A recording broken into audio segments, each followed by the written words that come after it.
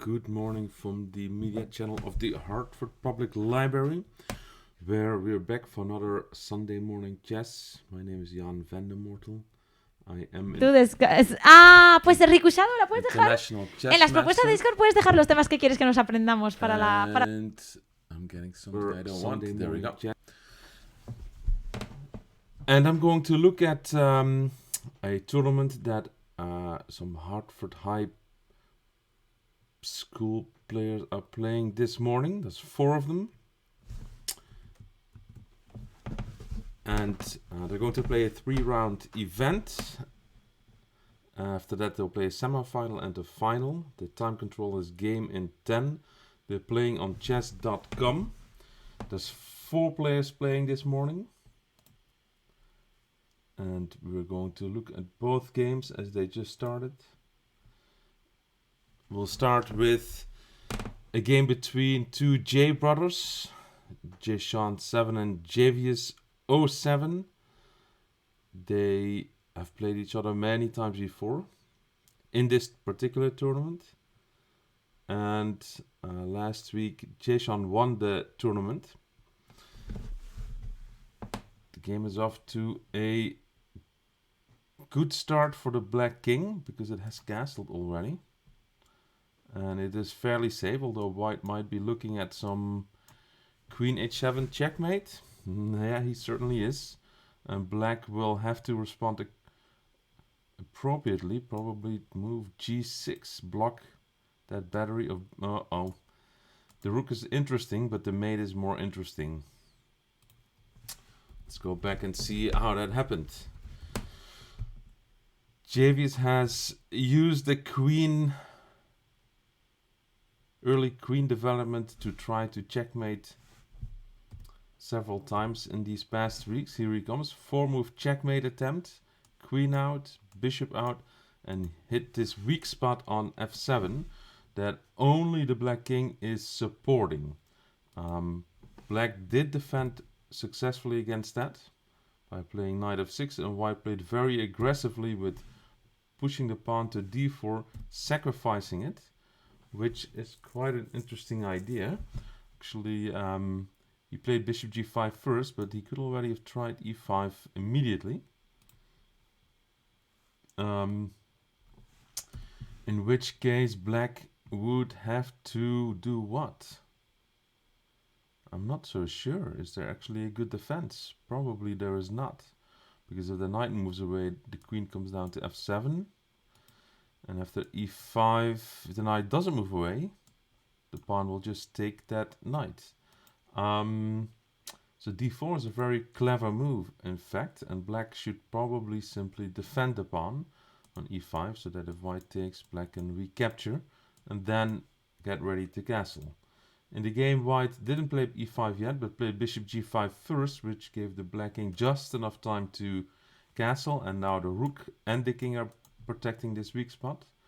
And after e5, the knight retreated. Now, when the knight retreats, the attack on this bishop opens up, which both players missed, but White had a very devious idea.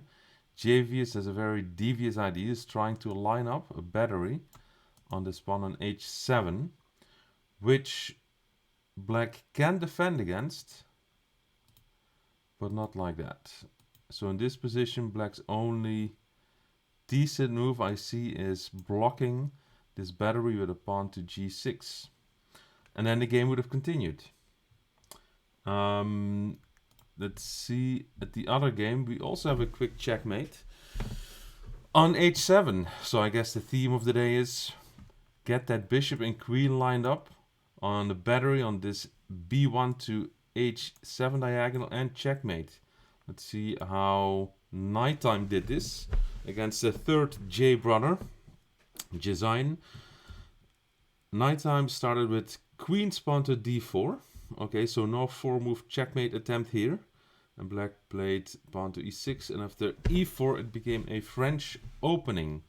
Now usually in the French opening, Black immediately pushes this pawn towards the center. And if White captures, Black can take back with another pawn. In this game, Black checked and White blocked. and black moved his bishop to a square where it could be taken. A better move would have been to trade bishops. You could also protect your bishop.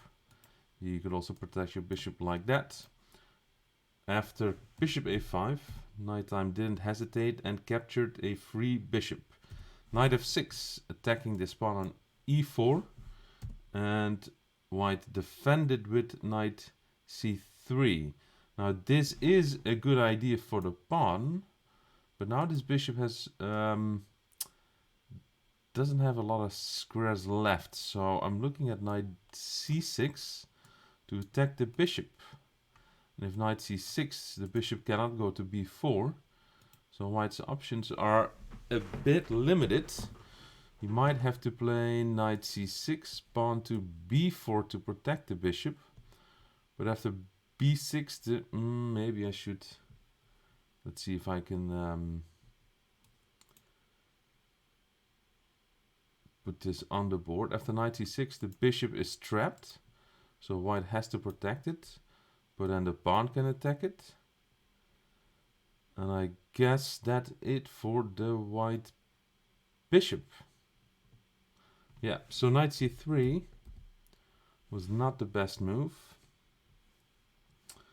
Let's see, how do I get this game back to its original state? I might have to put it up individually. Let's do that.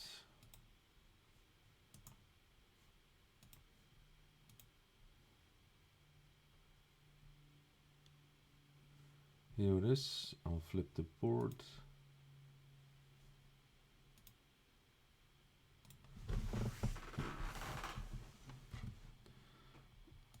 Resize my screen. Okay. Let's go back. Where were we? We were right here when black attacked this pawn, and white should actually use a different way to defend the pawn. For example, moving the bishop to d3. You could also push the pawn. You could maybe even play pawn to f3, but these moves, moving the f-pawn, can be a little risky because this opens this diagonal. But anything that would not block this bishop's path back to one of these squares. After knight c3, black could have won the piece back.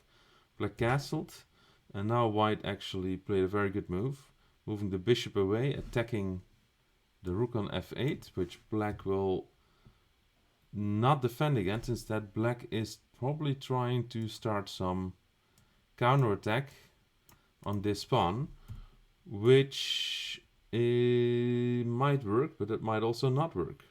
Doesn't look like it worked because white took the rook and took the knight. Now he's up a rook and a knight. So white is in good shape. When you're up a lot of material, then your first goal should be to make sure your king is safe. If your king is as safe or safer than your opponent's, then you should go for an attack on the king.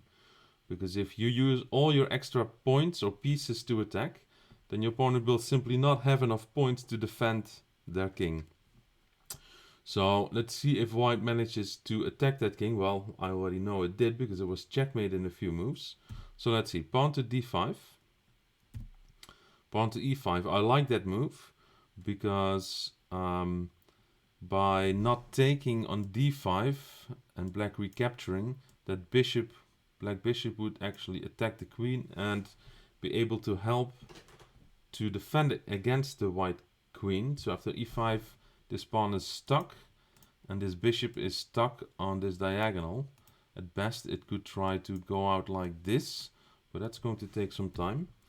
Knight to c6, okay, knight f3 development, attacking the pawn on c2, threatening a fork, and white defended beautifully by castling his king. Now the king is protecting c2.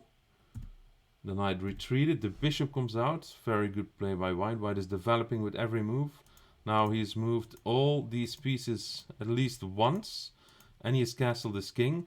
And this rook is actually on a decent square, because if white starts pushing this rook pawn forward, then maybe that rook will get a whole open file towards black's king. Black retreated the knight, and white created the first mating threat by moving the queen to h3, aiming at this pawn together with the bishop. White is now threatening mate, and black defended successfully. And white now moved in the knight to threaten mate again. And it seems like black did not defend this one. After knight takes pawn, the queen came down and checkmated. So, very nice game by nighttime. He captured the material he could, and then he went for a very quick attack on the black king. After knight g5 attacking h7, black will have to play pawn to h6 to block the queen's access to this square. After h6, there are... Let's see, what should white do? White has options. Maybe just retreat a knight. And then try to get this pawn involved to break open that h-file. So, two queen takes h7s within 15 moves each. Off to a very quick start for two players. What does that mean for the standings? Nighttime and JVs are now on 1 point. And round 2 will probably start in 15 minutes. Which gives me an opportunity to play a game of my own and warm up that brain on this early Sunday morning. Well, early for me anyway. Chess players tend to not do too well when they have to play very early in the morning, because they usually play deep into the night. And I can report that I'm not an exception to that rule. Alright, so we're playing someone from Poland, I believe, based on the flag Geeksa 1964. There's the symbol of what is a city or a sports club of some sort, which probably is a reference to by the name. We are in a Maroczy bind. Maroczy bind is when white has these two pawns sort of forming a jab on this d5 square, which makes it not so easy for black to expand anywhere. And that is an interesting move. b3, probably bishop b2 is coming.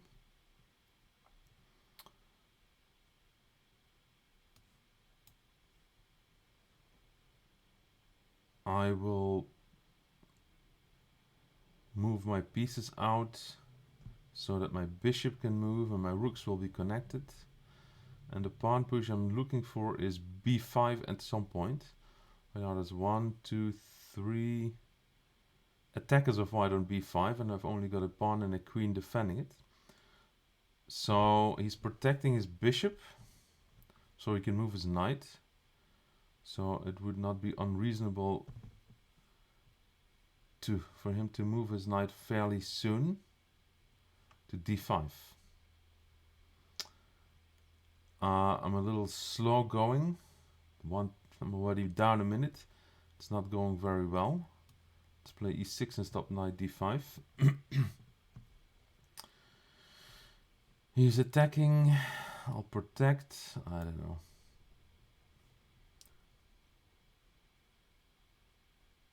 My brain is a little slow computing everything. It's going to be a problem in about a minute and 23 seconds. So maybe I should just make moves and worry about the quality of them later, because I have to catch up a lot of time.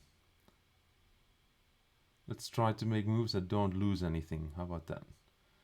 Instead of trying to get fancy, let's try to make moves that don't drop anything, which is difficult enough.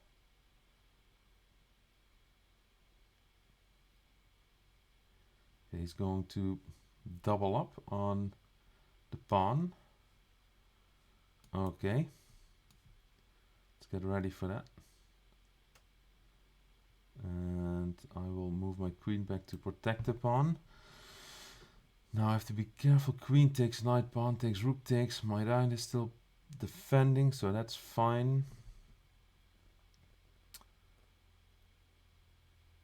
Maybe I'll just play b6 and bishop b7 and not get too fancy. I want to play what? Knight d5? Okay, I don't mind knight d5, I think. Because if he takes, he takes. I have two knights still. He might win back a piece somehow.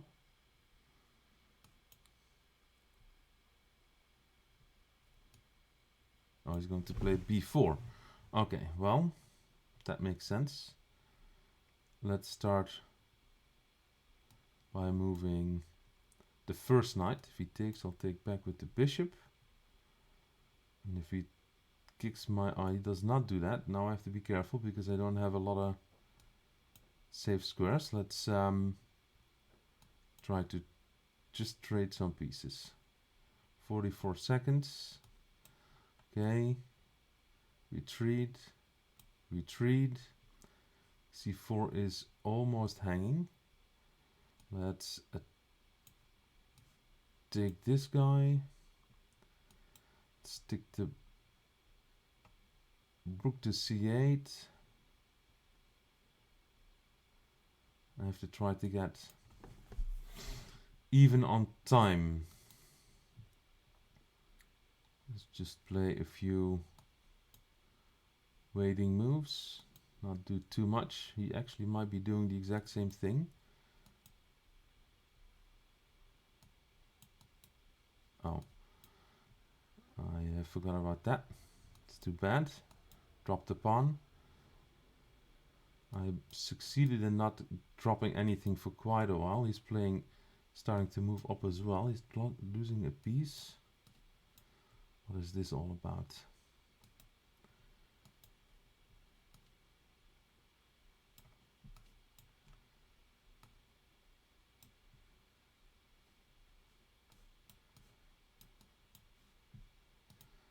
Okay, at this point I am winning.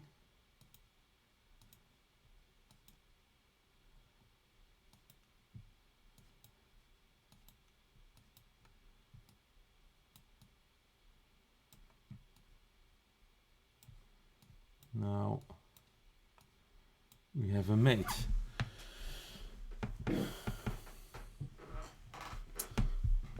Well, well, well. He wants to rematch, which I'll give to him. We still have some time left. That was a very slow start. Luckily, I was talking to you, trying to explain my thinking, realizing my thinking was very slow, and coming to the realization it was better to just get a move on than to try to play great moves, which I did. And just in time, that worked out to my benefit. Let's see, so I already have my queen hovering on h4. I want to sort of act like I'm attacking his king, which I'm sort of am, although it's not a very dangerous attack. I'm lining up for h7. Now he's trying bishop, knight f5 to fork my queen and bishop, so I'm stopping that with pawn to g4. And I don't really have anything special on h7 because he has a good protector with the knight, but I just want to make him think a little bit, see if he how nervous he gets about my pieces hovering around his king. There's many good moves. King h8, he certainly found one of them, which is to move the other knight to g8. Okay, there's not much I can do about that. He might take first. Now I have to capture, and it's probably time to evacuate my queen out of there. h6 is coming. Let's see if I get a chance to play f4. I do. Let's do that. And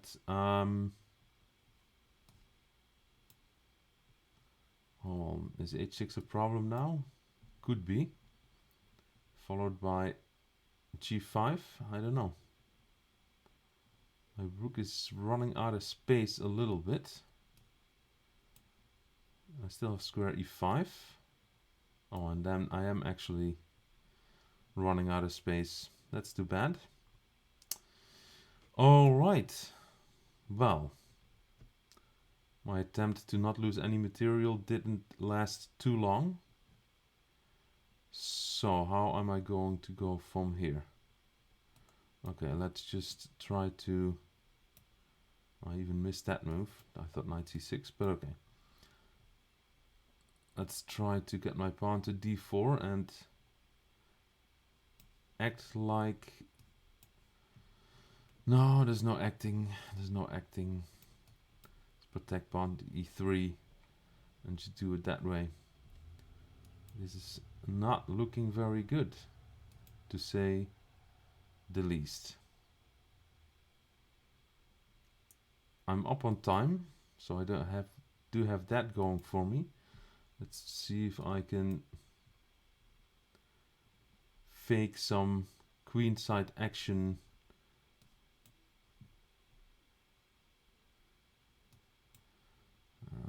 It's not looking good at all. So you want to double? That could be possible. Alright, I'll have to allow that. Let's protect this guy. Okay, let's move this knight to d4. It's a pretty nice square because he cannot easily chase me from there. He's sacking this pawn, okay. Not a bad move, actually. That was not a great move. I'm dropping h3. Alright then. And he takes it.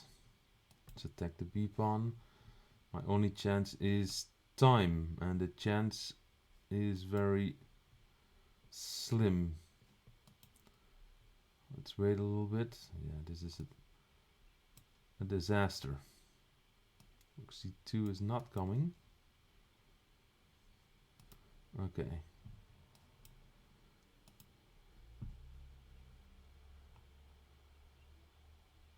Let's bring this knight to e3. Uh-oh, he's going to start pushing these guys. I might not be able to withstand that pressure for too much longer. I'm guessing I will not withstand that pressure. We're very close to getting mated. 20 seconds. That will probably not be enough. So he wants g2 and h2. Okay, let's try to defend at least one of them. He does it anyway. It's not a bad move. Let's take. I'm lost in many ways. Except I'm still moving.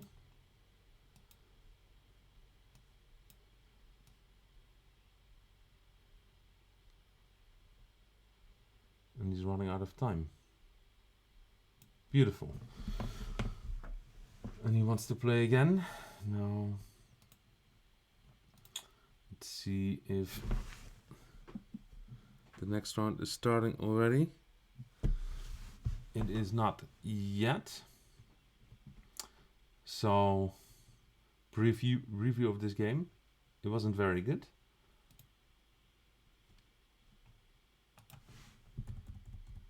I'll take you to the salient points. My opponent played very well. This is sort of a refutation against whatever I'm doing here against his king. He is just moving his knight back to g8 to evict that bishop on h6. And once that bishop is evicted, now he's ready to evict my knight. Then he's ready to evict my queen. So I started eviction procedures immediately. And I thought that I could get away with f4, which I probably am not getting away with. I did it anyway, and then once this happened, I thought, what's going to happen if h6, kicking the knight, g5, kicking the rook, and yeah, I could still play rook a4. He was certainly looking at that, but after a5, my rook is stuck, and he's ready to play bishop c6. I might still have knight e5 but then the knight might get kicked, and I might just run out of defense. So I figured I'll just lose it in a different way, which I did. Now he's got a rook for knight, and when you have a rook for knight or rook for bishop advantage, it's called an exchange, being an exchange up. The goal is to get as many open files or half open files as you can. An open file is a file without pawns, any pawns, and a half open file is a file with only pawns of one color. So I have a half open file on the F file because I have no pawns there, and he does. And he has a half open file on the E file. So it makes sense for him to go to the E file or try to open a file, which is actually what he did, which I think is a very good idea. He played knight d7 with the plan to play f5 just in time, because I'm ready to play knight g3, stopping attacking this square with my knight as well. And that would actually complicate matters quite a bit for him. So f5 is a very good move. And now I am in serious trouble. The E file, he can easily attack on the F file. So my rook can't really do a whole lot. I tried to get some action there. He should have just played a5 and be done with that. The pawn and a4 is actually something he can attack later on with the bishop. And he stops any sort of counterplay in its tracks. I mean, this is not bad for him. The problem is that if I ever get anything against his a-pawn, my a-pawn will be queening soon. So it's just a little bit of a nuisance for him. Here I played a bad move because he's going to play rook f2 anyway. Maybe I should try something like c4. I don't know. It's not looking great, but it was better than this. Okay, what he did was okay, I think. Protect my d-pawn. Now this d4 square is a nice outpost for my knight, from which it cannot be evicted. His move was quite good, I think, because it makes sure his bishop has a wide open view. And now I drop my h-pawn, which he took. And then I didn't really have much to do at all. And he's preparing to get his connected passed pawns on the G and H files going, which he does. And I'm just potting around with my pieces. And now he's looking for the kill. And certainly there are kills in this position. Rook f2 is pretty good. That is a good move. This is also a good move. This is a pretty good move. And now what he did is probably not the best way to continue.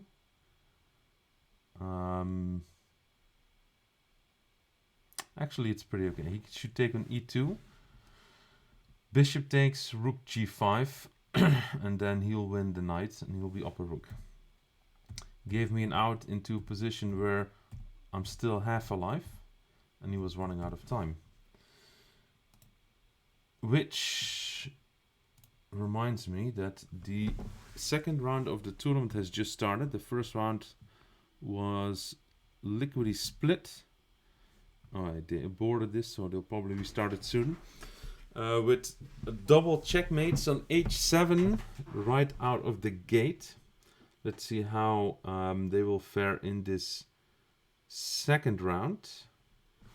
Alright, here we go. The first game just kicked off, in which Javius is white against Nighttime. They both won their first games. And Javius is using the same opening strategy. Get that queen out quickly and aim at this f7 pawn. And then bring out the bishop and try for a checkmate. Now it's up to Nighttime to defend. And he did. He blocked the path of the queen to this f7 pawn. And James is using the same strategy, except in that previous game the black knight was on b8 and couldn't take on d4, and in this game the knight can, while also attacking the queen, so the queen moves away. Now it's not a huge loss for white, but black should be fairly satisfied with it. I think white should now think about kicking the knight away with pawn to c3. He's playing in a very aggressive fashion, which I like, because he is trying to undermine the black center pawn on e5, and the center pawn protects the knight on d4. So there's a lot of aggression, but that white king is a bit opened up on this diagonal. There's no pawns in front of it, so I would like white to get this king castled queenside ASAP. For example, knight c3 followed by castle. Castling to the king side is going to be risky if there's a bishop on this diagonal. Let's see what happens. Knight h5, attacking this bishop on f4, and white should defend one way or another. And he does move the bishop and attacks the knight. I think I like that move. Maybe black should retreat the knight. He does, attacks the bishop. Now the bishop has to move again. He could go to c3. He could go to g3. I suppose he might be able to take an f7 as well. Or play queen d5. Queen d5 would attack the bishop and the pawn, and things would get a little tricky, although black still has a defense. But bishop c3 is not a bad option either. Those bishops are staring down these two pawns. They're still protected by the knight and the king. But is the king going to be extremely happy sitting on g8? I don't know. Maybe black should wait a little bit with that. Play d6 to try to get this bishop out and blocking one of those diagonals. It's a tricky game. The knight is loose. It's not protected here, which could have become an issue if white would have moved queen d5. Okay, white chooses a different method to attack the knight and threaten mate, and now the knight should retreat to f6, and he does. So Javis has had several mate and one threats already in this game. Now the queen should recapture, and Nighttime has defended against him, and he did win this one pawn. So now white should probably just trade queens and weaken black's pawn structure here. When they're next to each other pawns, they're extremely strong, but when they're in front of each other, they're usually not that happy. He doesn't. Now this gives black a chance to counterattack. He could take the pawn, I think. He plays knight d4, which is not bad either, attacking the queen again. So what does he want to do next? Bishop g4. That's a nice move. Stops white from moving this knight to e2. And black is also ready to castle queenside. He could castle either side at this point. Knight f3. 1, 2, 3 attackers, 2 defenders, which means that white can take that knight and at the very least win a pawn. And he does. The pawn has to recapture. Very tricky move, but also a very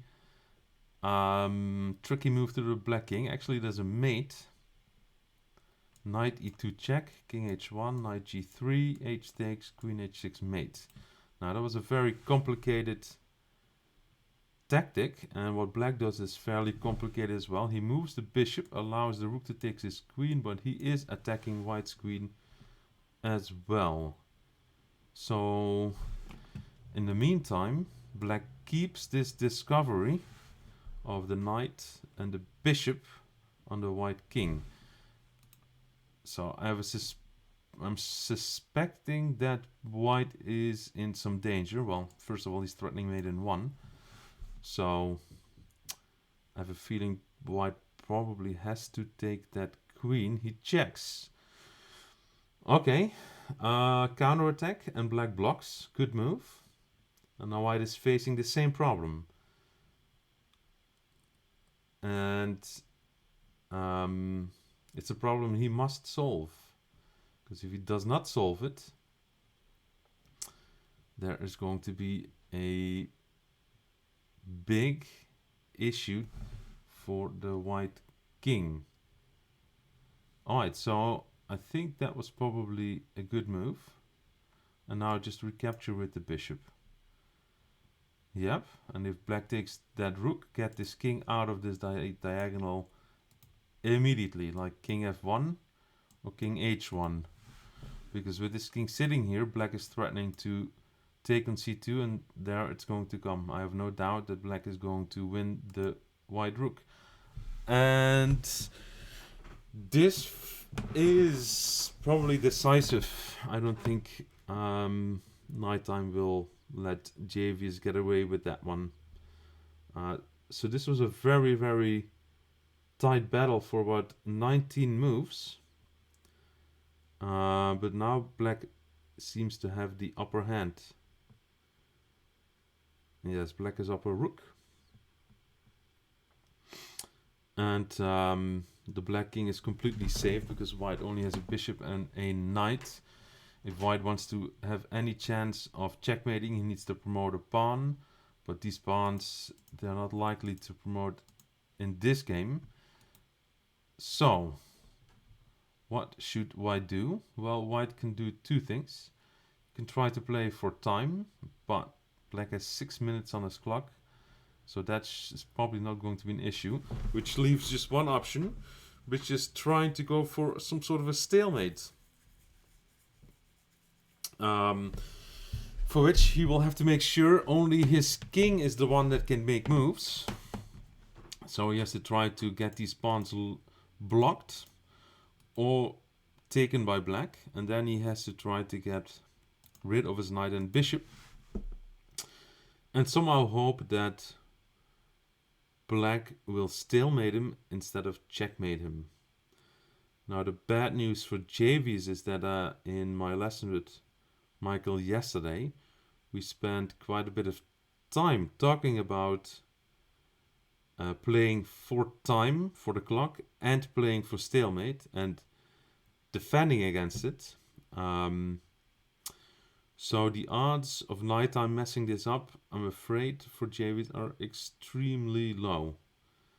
Because he is well aware of these last-ditch tactics to try to avoid defeat. For now, white is JVS is doing pretty okay. He's moving his king towards the middle, so this pawn doesn't have a clear shot to the other side, and he's creating a threat of knight f6 check, which black defends against by skewering the bishop and knight.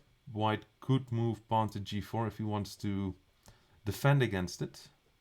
Now it's not terrible if he loses more stuff because he will have to go for stalemate after all. The problem is that these pawns still are right where they started, and they need to get up the board as soon as possible if white wants any chance of a stalemate. Now there's a check, the king will move, doesn't really matter where. You could check again, the king can still move, and white is ready for pawn e3 check, which pushes the king, and then the d or the e pawn can keep moving. These rooks are like locomotives behind the train cars and just pushing these pawns to the other side of the board.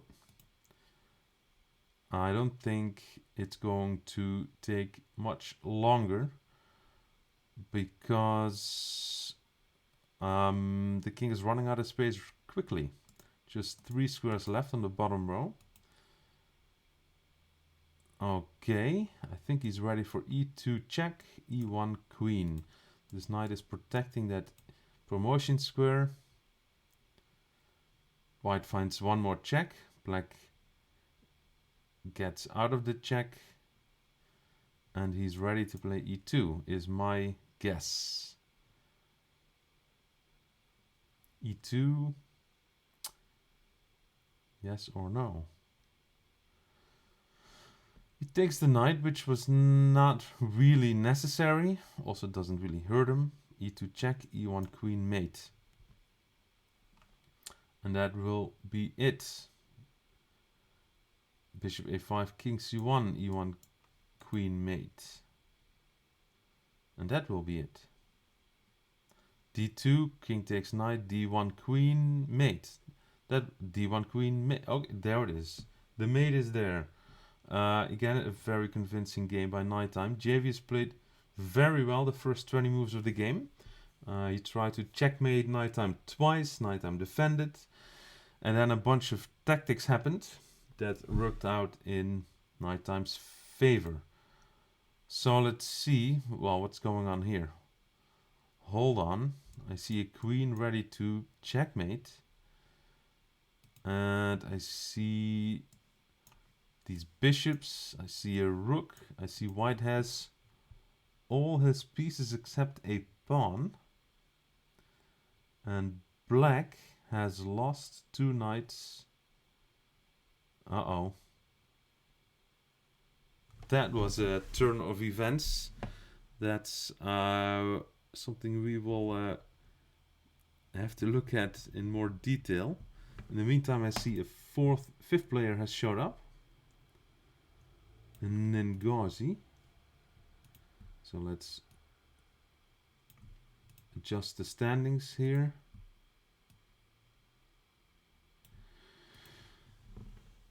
We have an odd number of players.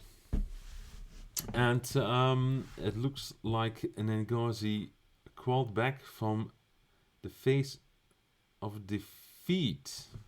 Wow. So in this position, white does have a maiden one on the board. Plays his rook to the open file attacking the queen, except that he misses that there's 2 attackers and like a bat out of hell, the queen comes down and checkmates the white king.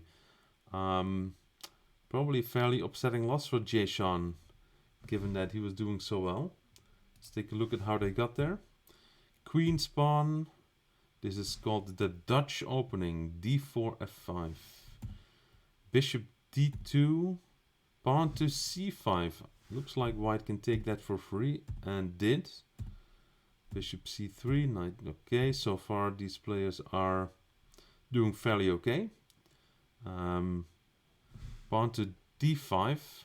Now, it's rare that you get a chance to take en passant or in passing, but white has the option to do that because black just moved his pawn 2 squares next to an enemy pawn.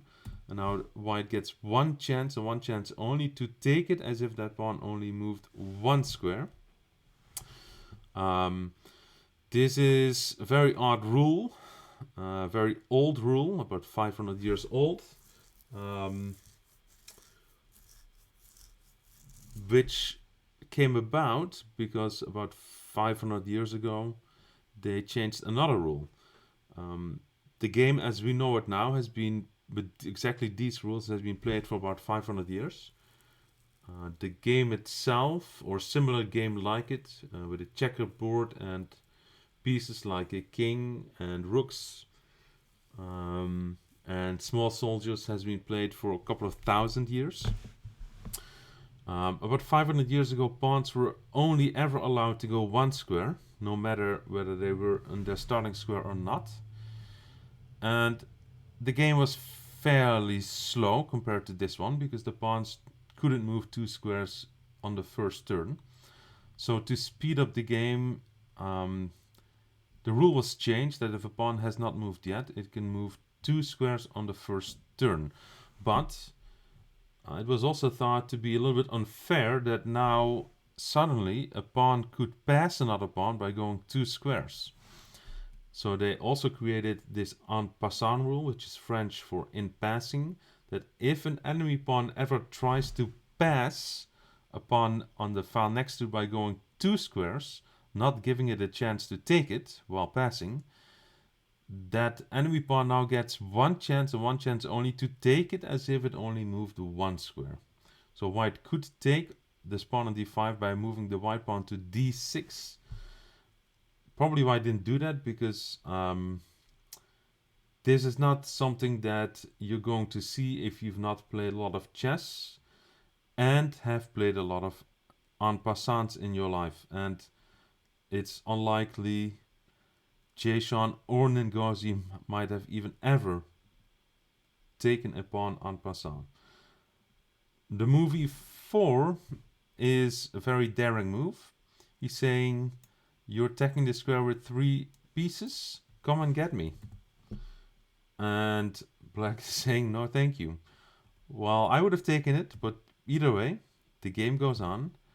And black gives away the pawn and gives away the knight, which white did not take. And gives away another pawn. Aha, this is how black could have taken the rook on a2. They're both ignoring it for a while. And now finally white seems to be in complete control. This king is feeling a lot of heat. There's a pawn right in front of it. There's a queen behind it. There's these bishops backing up both these pieces. However, there is a queen d1 checkmate. So the theme that actually ended the game was already existing a few moves before. The bishop and queen are both coming together. They're both attacking this d1 square, and if the queen comes down, the white king is actually in checkmate, which makes e6 a very good move and d takes e6 a very bad move. So what should white do? I think white could, for example, push the pawn to d6 and keep the access of the black queen to square d1 blocked. And then white should be in good shape. Push the pawn, and then white should get these knights and these rooks into action. So in the game, white took. Black has a maiden 1 on the board, missed it. White took a knight, threatening maiden 1. Black has a maiden 1, both ways missed it. Missed the maiden 1, but now is actually defended against maiden 1. Missed it. Missed the maiden f7 and now move the rook to d1, at which point black did see that, hold on, I can just win it and checkmate. A bit of a topsy-turvy game, but it goes to show, even if you're in big trouble, you've lost a lot of points, your king is about to die, as long as you can make moves, you're alive.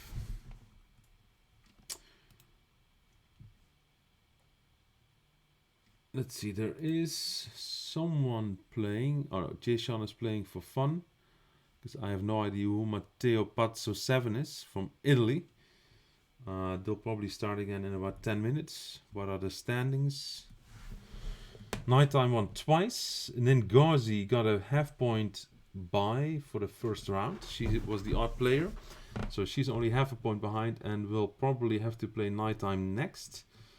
2 J brothers, Javis and Jazain, have 1 point each, and Jason is still looking to get onto the scoreboard. Alright, we have about 10 minutes before the next game, so I will click play again, and let's see, a very famous grandmaster has crossed my path. Berber 555 from Russia. Now I'm Vladimir Burmakin. Yes, I'm a little ashamed to admit I was just blanking on the name, even though I know very well who he is. He's an old-timer, so to speak. He was very active grandmaster when I started playing chess 20, 30 years ago. So he's been a grandmaster forever. And I'm sure I've played him before in Blitz. But that's been a while.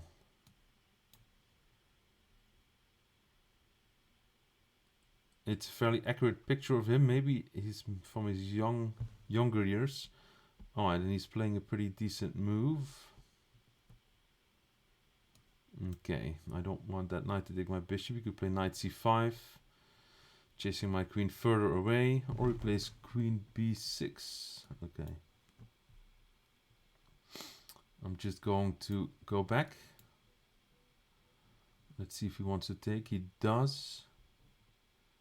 Now in an endgame. Endgame meaning that the kings are fairly safe.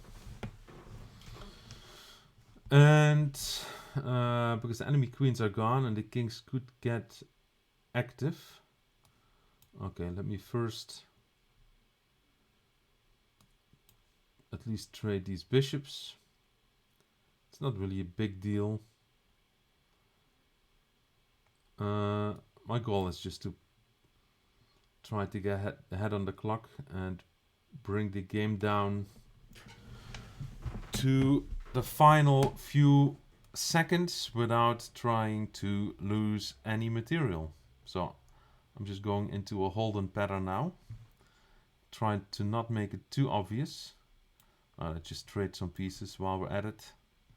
Black's position is perfectly fine, so is mine. Unless I just blundered. Did I just blunder? Please don't. No, I did not. I have bishop a5 still. So I could get... Did I blunder now? Is knight c5 going to be an issue? Not quite yet, but I am on a slippery slope of...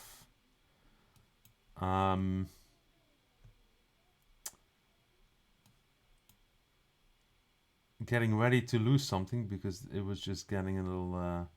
oh, that's a pretty nice move. It's trying to break up my pawn structure. I'm going to deal with that. He is slightly better at this point. His pawn structure is a little bit better. My h pawn, but okay. I'm just going to hang around, see what's what. See how he's going to execute this technical task. He might, but it's not going to be all that easy. I'm just going to... He's going to play g5 is my guess, followed by f5. And I'm going to do nothing for the time being until things get really hairy. Alright, let's stick the pawn on... I'm expecting g5 still. Not yet. Okay. Expecting it to happen at some point. There it is.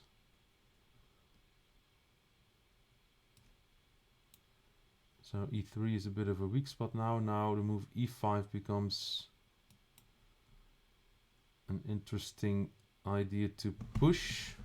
See if he gives me the piece on g5. My guess is he will not. Alright, now let's go and trade on g4 if I can.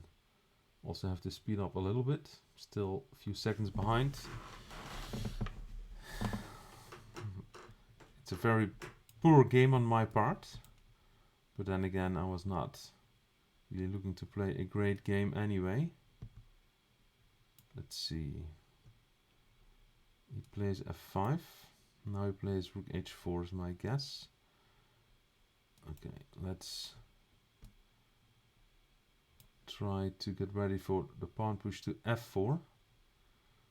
Maybe I should have gotten ready for the pawn push to e5. Now things are getting complicated and I'm running out of time. He's going to play e4 and f4 is my guess. He does not. He's going to attack on e3. And now he plays this move. This is starting to look very dubious. He could win a pawn at this point. He does not, which might have been a good idea. Alright, he might trade. This position is really quite awful. Now what? Okay. The bishop has to be opened up. I have to get access to square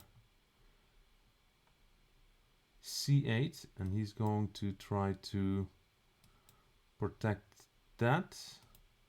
Okay, let's do this. Let's do that.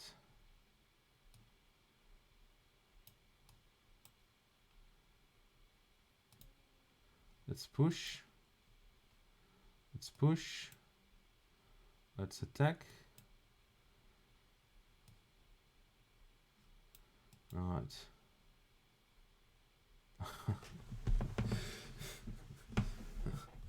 Oh, it's not easy to win in a more sad way than that. So, my strategy worked. I was going for a time win, and with about 4 seconds on the clock combined, it paid off. It was extremely ugly, as ugly as it can get, because it was a very bad, poor game. He played well up to some point, and then he just lost control.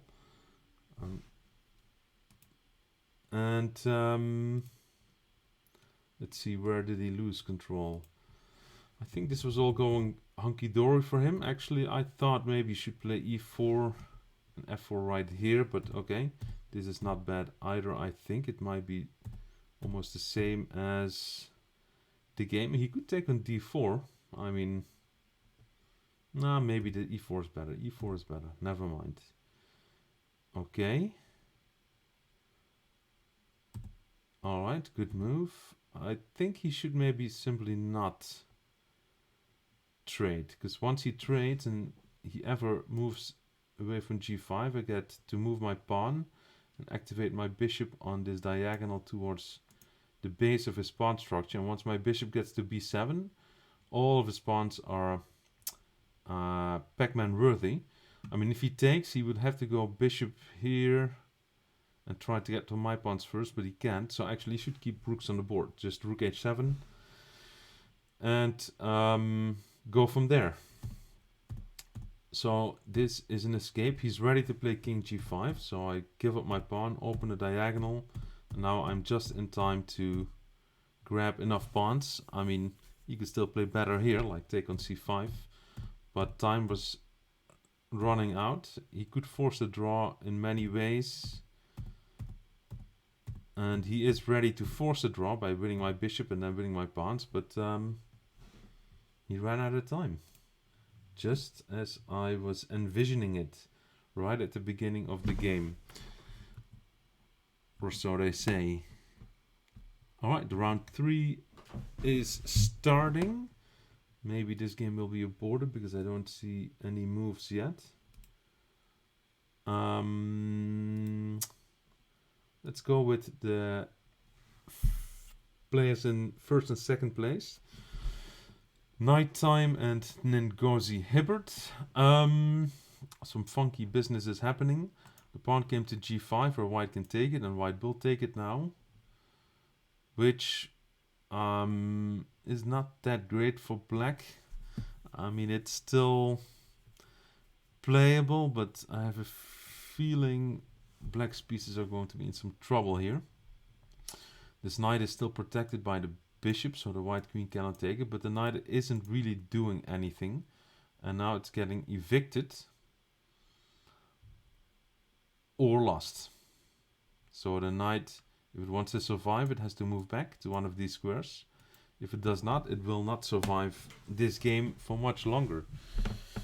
Let's see what it will be. It goes to e3, right into the heart of white's position, but there is ample defense to deal with that knight. The only question is, how do you take it? I would take it with the bishop. And so does nighttime. Good move. Alright, the other knight comes out, and white now continues his development. And pushes the knight. The knight goes. Again, the knight is walking towards white's pieces. White might play a3 and ask the knight, what do you want? Do you want to survive or do you want to retreat? Okay, white didn't do that. He just developed his bishop, which is fine. It does give the black knight a chance to trade, but not a big issue for white. White is up a pawn and a knight. Alright, I like that move. Attacking this unprotected g-pawn. And now white will have to decide what to do with that. G3 would be a fairly easy way to deal with it. G4 is also possible. I mean, technically, it wouldn't be horrible if you would even allow black to take. Okay, white forces the issue with the knight. Let's see. Does black want... No, black does not want to keep the knight alive. Seems to me that rook can take it, because there's not much this rook can do now. If check, the knight can come back and take that as well. So, Ngozi has some good ideas about attacking big pieces, but she has to work on looking at protection, who is protecting what, and whether it is possible to take things. There's a queen h5 mating threat, by the way, which is not happening yet. Now there's also bishop g6 mating threat.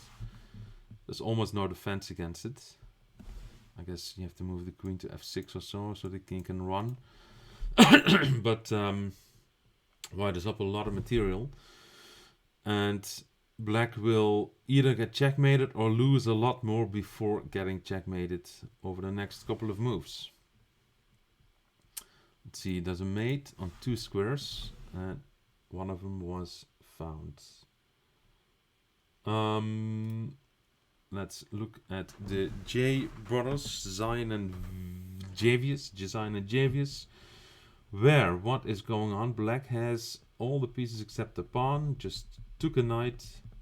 White recaptured, but most glaringly, where is the white queen?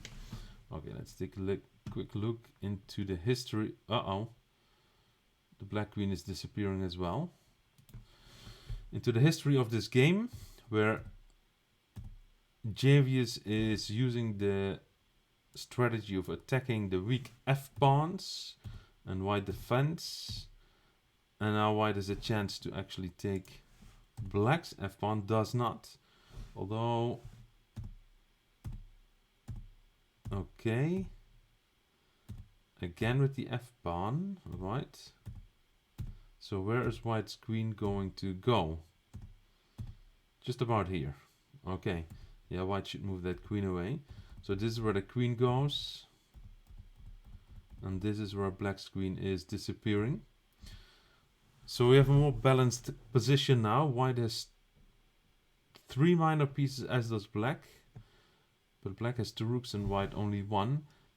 The problem for black is that even though he's up 5 points in the position, he's got 16 points sitting on their starting squares, and especially the rooks have 0 ability. They simply cannot move.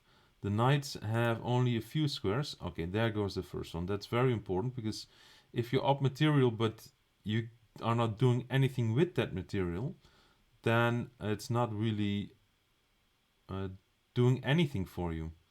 So black should get ready to move this knight as well.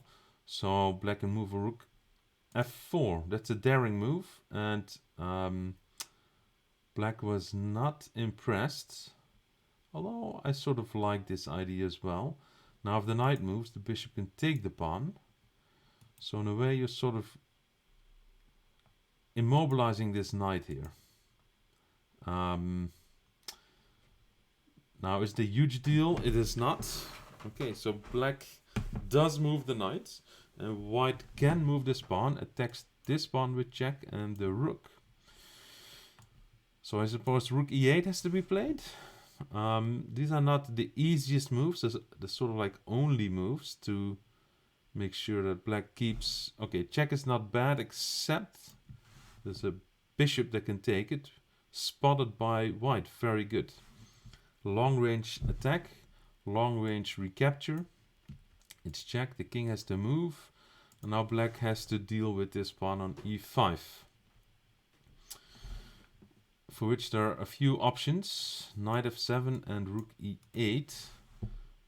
They're not all that easy to see. Okay, this option doesn't help the pawn, but also the knight could take, but then he has a pin. That's his idea. That's an impressive idea. Unfortunately, doesn't work if white finds the best moves. But nonetheless, I think that idea is quite impressive, to give up the knight, lure it to the diagonal of the king, and then try to regain the knight by pinning it. The problem is white can still protect this knight, either with bishop e7 at once, or take on e5 with check, and then move the bishop to d4. Although that's not the end of the tricks. But we'll see it if we get there. I don't think we will. It's a very tricky position, essentially. Okay, white finds that first move. Now king c8 is the only move, so black will play that. And then maybe white will find bishop d4 as well. There's also bishop d6, which is sort of similar. Now the issue, okay, white does not, and now it takes with check, and then the knight has to be evacuated, I suppose. Rook g6 is possible, or knight f7. I mean, you could even play bishop f8, but that's not that easy to see, these backward defensive moves. Alright, he does give up the knight, and white takes it. So the game is very, very close. 5 minutes each. White is up 2 pawns, although the one on the h file doesn't really count that much because they're doubled. And these two will not be able to pass that pawn. Uh-oh. Black just dropped another piece on d6. And white is making a full comeback, and now is trying to get this pawn to the other side. Check from behind, then the king can simply move up the board if so desired. Alright, this pawn is ready to land. The rook is being attacked. You could still push the pawn, but it would be better to retreat the rook, like that for example. Now the pawn will probably push, and white will have to bring that rook behind the passed pawn to stop it. Let's see if that's going to happen. There's also rook g2 check and rook back to g8. Okay, he finds the best move, and now it's up to white. He could play bishop e3, would actually be a very good move, because that blocks the rook, and the rook is blocking the king from access, so that means the pawn would be promoting. Okay, not a bad option either, protecting the pawn. Maybe white is now trying to get this rook down. Yep, and then with the goal to promote like this, and black will have to give up the rook for the queen. Okay, in the meantime black is getting this c-pawn ready to try its luck on the other side of the board. Okay, black has to give up the rook for the queen. He does not. That might be very painful for his king in the short term. Now the rook and the queen can start an assault on the black king in various ways. That's probably white's biggest problem. There are so many ways to go after the king. Black should try to find some stalemate chances by giving up these pawns. h5 check would be a very nice start to give up this h-pawn.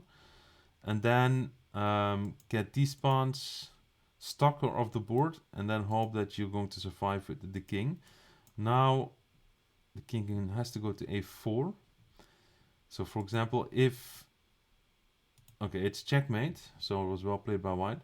But in this position, if black would not have the c and the h pawns, and it would be his turn, the position would actually be stalemate. And that's what black would have to go for.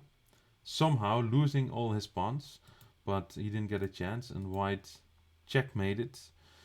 So it was a good start for black, but then he lost his queen and he lost another piece, and white actually made a full comeback and played very convincingly from there on out, and won deservedly. What does that mean for the standings? Nighttime won all his games, as he's done many times before in this tournament in the past 8 weeks or so.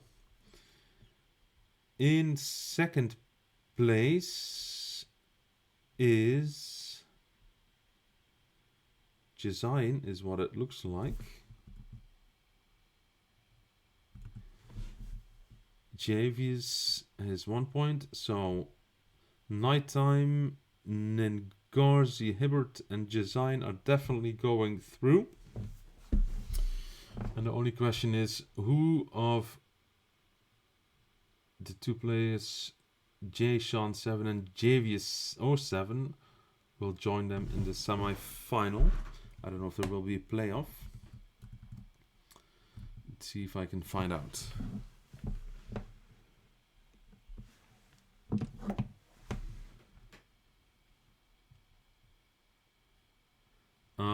I completely lost track of my chat box. It's my apologies. Let's pull that one up.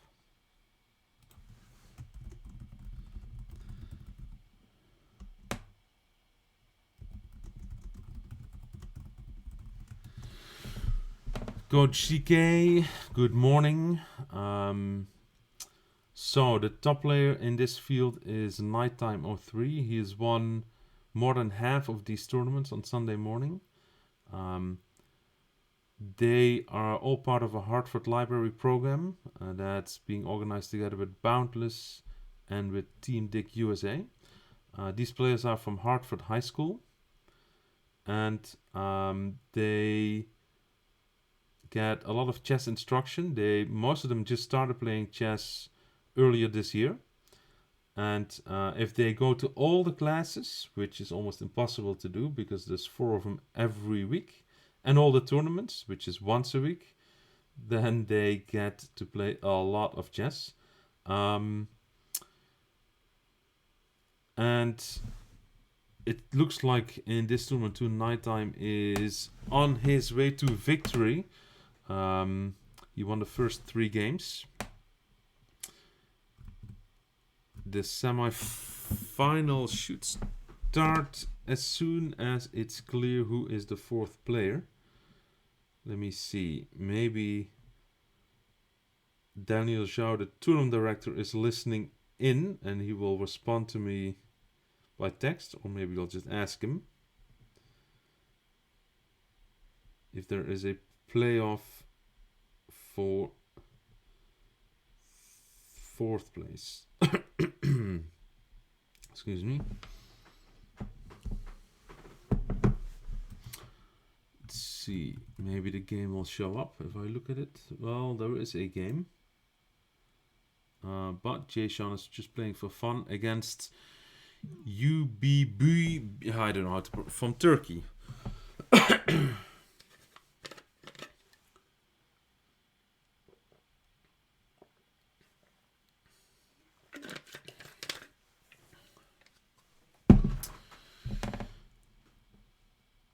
So,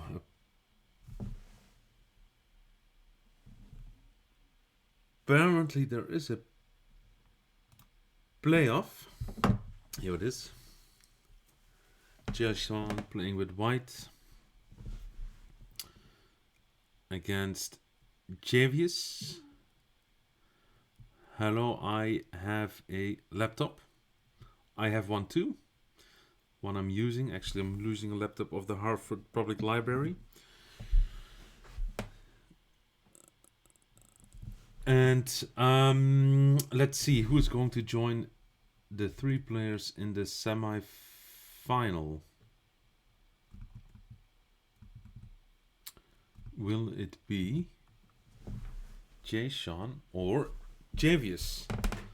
For a moment I thought it was going to be Jason, but then I see that he still has a move.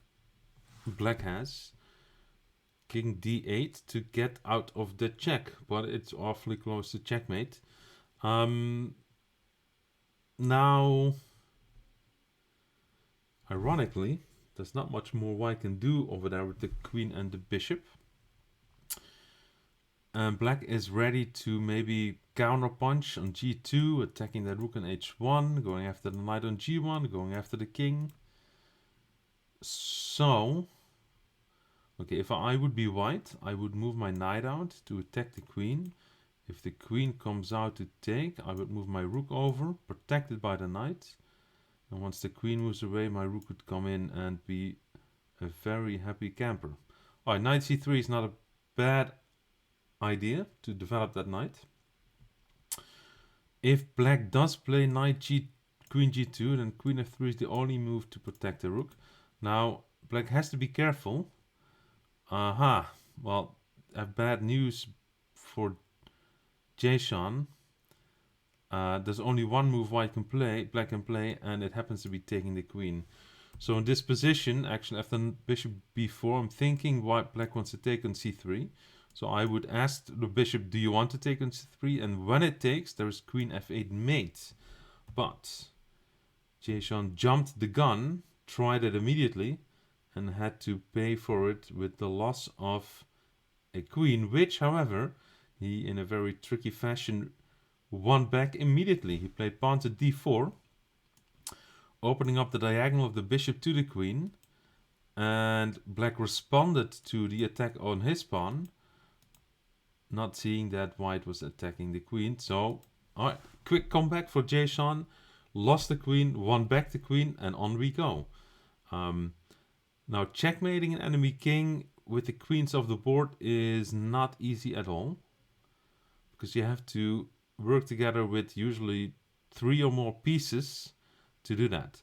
Now, in this case, there might still be a chance, because this king is a little exposed in front of his pawns and behind him. And the question is there a checkmate? I think there might almost be one. The king has to go to b4. If the pawn comes to a3, check. The king has to go to a5. When the pawn comes to b4, the king has to go to a6. And when the bishop comes to c4, the pawn has to block with b5. Okay, so far so good. The king has to go to a5. This is a rare occasion of a king getting hunted down by smaller pieces and not by a queen. b4 might very well be played. Yeah, king a6. Now the question is, what next? Bishop check, I think, might be the best move, but black is not getting checkmated. He has to play b5. He will find it because he has no choice. And then white can take it, and then the king can escape to b7. And on b7, it's fairly safe. Then it's sort of run away from the white pieces. Actually, maybe knight takes might even have been better, just to be a bit more tricky. But okay, the king goes to b7. And now the king is fairly safe because, again, surrounded by some of his own pieces. And it's going to take a while before white can attack that again. Now, if you could move pawn to a6, that would be checkmate. Almost. But that's a bit of wishful thinking. I guess you could try it. Let's see what white comes up with. Black has some good moves available, by the way, like moving the pawn up, forking bishop and knight. But it's still a very tense battle. The only piece that has sort of moved out a little bit is that black king. And white has increased the ability of more than half of his army, which could mean that black's pieces might be facing some bad times. Let's see, white is up 2 pawns, so that's another benefit, but the game is definitely not over.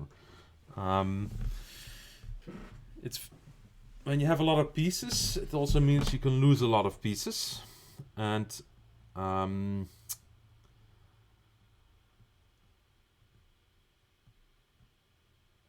it really depends on the quality of the moves from here on out. Right now, white could take a bishop on e7.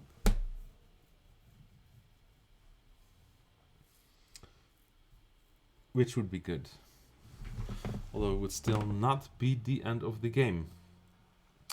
Have we seen JV's made some comebacks before? Or who was that the last game? As an old man, my memory is starting to fade away. No, the last one that we looked at was, I believe, Jay Sean, who made a comeback. And he's white now. Alright, so he withdrew his knight. And now he's attacking the bishop, and black is not defending against it, which might mean that white is going to take it.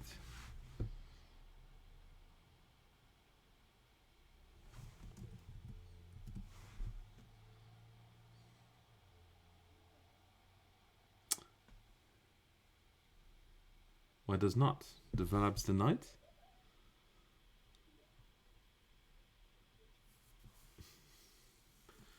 Black attacks the bishop. The bishop should move away. I would move it to c4. Because I like the bishop being on this and this diagonal at the same time. On a4, this diagonal might not be all that useful. And I also like to move it so that I'm not losing it. And white does move it, which is a good move. Now, will black move his bishop or not yet?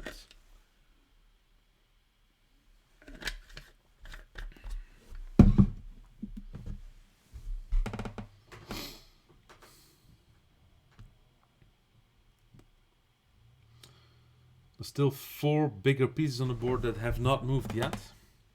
1 for white and 3 for black.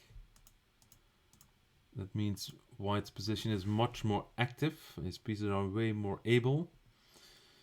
And the pawn came to c5, attacking this pawn.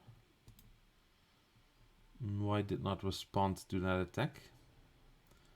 And black did not carry on with that attack. And white finally took that bishop. Okay.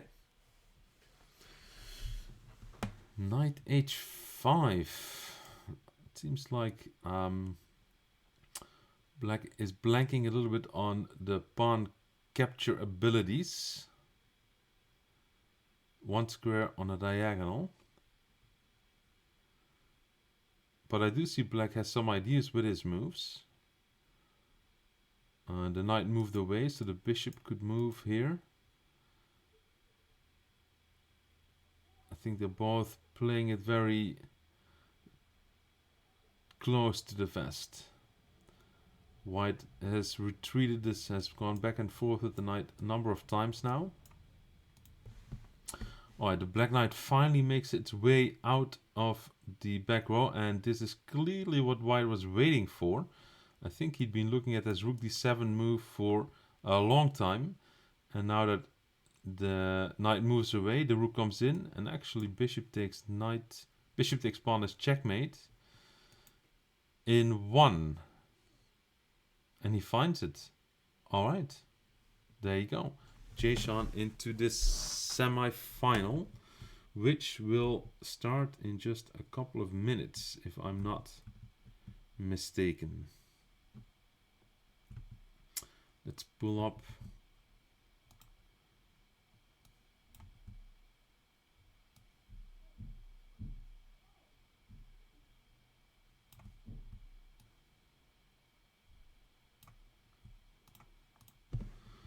the semifinals. Okay, I assume.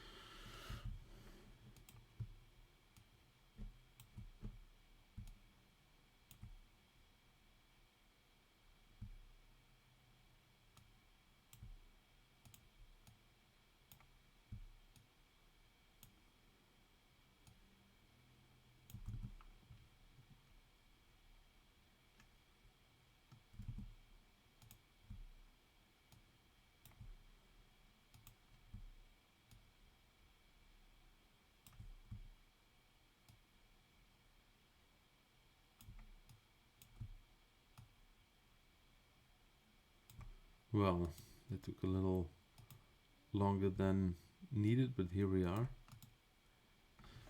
The semi-finals are set. Nighttime will play Jason. Design will play Ningozi Hibbert. And I believe they will be starting fairly soon. Couple of minutes. I'm taking a quick break and I'll be right back.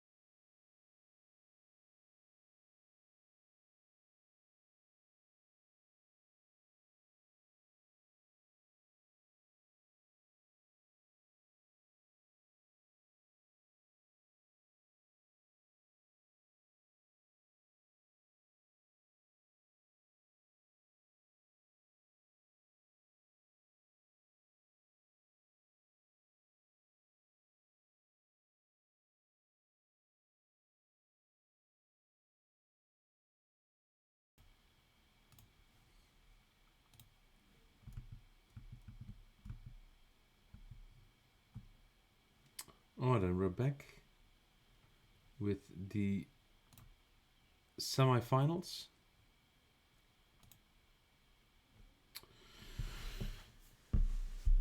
Nengozi with white against Jazain.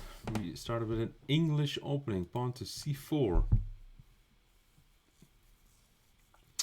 Black played pawn to e5, knight c3, bishop c5, e3. Okay, so far so good. This e3 pawn blocks the access of the bishop to the f2 pawn, which makes sure there's no queen f6, f2 checkmate coming for the time being. Black plays queen f6 anyway, and white responds with knight d5, attacking the queen. Okay, and taking the queen. And then Ghazi is off to a very good start. Pawn d4, attacking the bishop.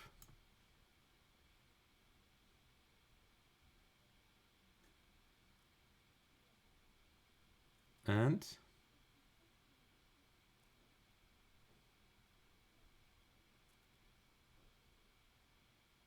taking the bishop. An even better start. Now, if I'm white, I would be looking for a quick assault on the black king, using the extra queen. Let's see what white will do. White is doing something similar, trying to use the pawn as an attacking force. White moves the pawn to d5, giving white an option to take that pawn. And white does take that pawn. Aha, that was the idea. Clever, clever. When the pawn moved, the bishop opened up and took the pawn, and white now blocks with pawn to f3. Okay. Attacking the bishop, and the bishop moves away. Taking the pawn on e4, and after the bishop takes back, the rook is under attack, and there's only one good way to defend that, and white does play that move.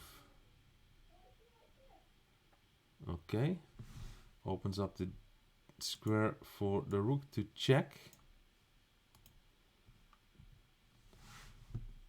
which would not be checkmate because the king can still run into the corner, or the bishop can block. White takes the knight, which black should recapture.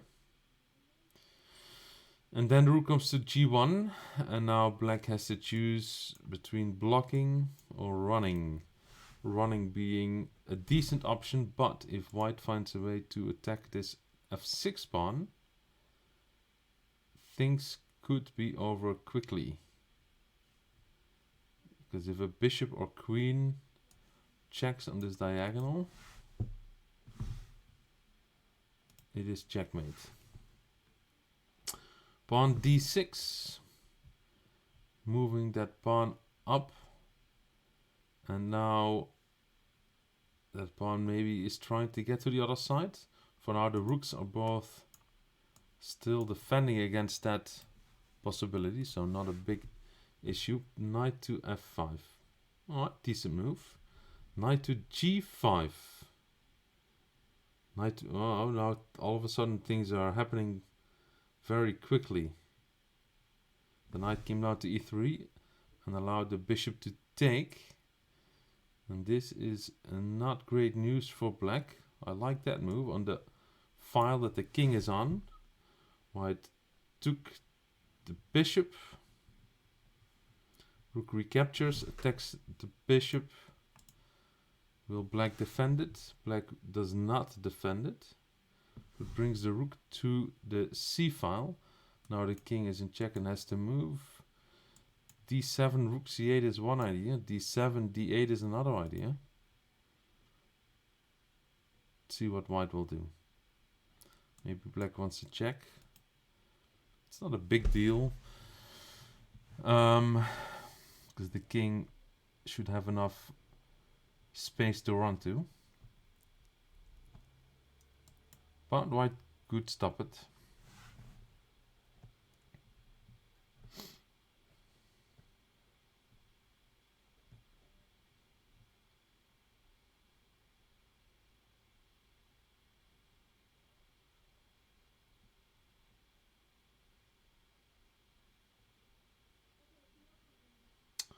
Rook c7.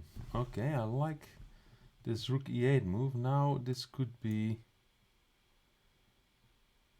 a tricky way to escape defeat. Let's see if black plays this move.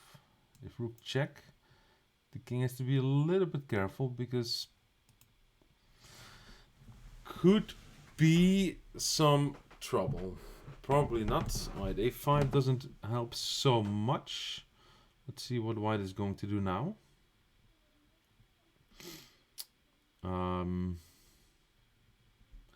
There are a lot of good moves for white. That's could also be white's main problem, that there are just too many good moves.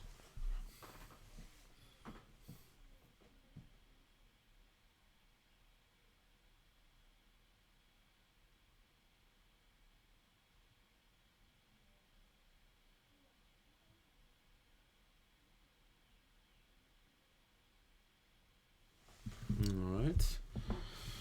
That white queen hasn't made a single move yet. Yet it is the piece white has had extra since almost the very beginning. That's not made yet, because the king can take it. But if the white queen gets involved in the action, it might be made soon. There comes the white queen trying to get involved. There's no mate in this position. So d7. Okay, now the white queen is the one that can deliver the knockout in various ways. Just as long as it would get close to the black king, it would be almost over. And that's one way. The rook is pinned and will be lost. Okay, will white take it, or will white go for... Okay, white takes it. Now the white queen is ready to come in and give a checkmate. Not yet. There's all kinds of checkmates still available. Okay, that rook gives it sort of a spy check, and now will white checkmate? Almost any check is mate.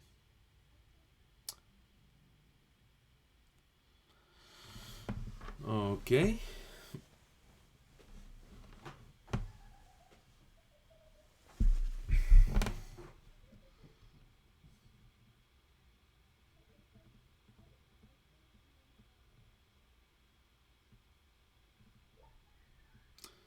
Okay, black wants to... Okay, there was... Black had a suicide rook there for a moment.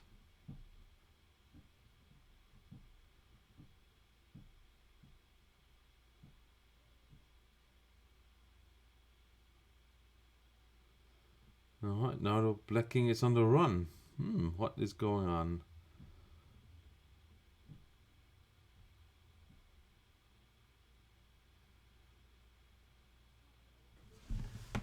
Are they playing game 20 all of a sudden? Let's see what's going on there.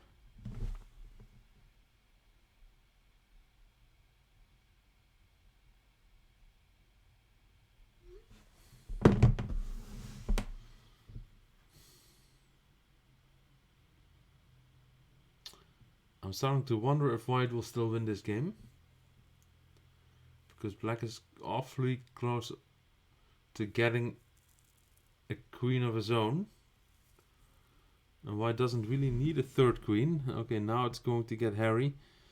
Queen check. Okay, so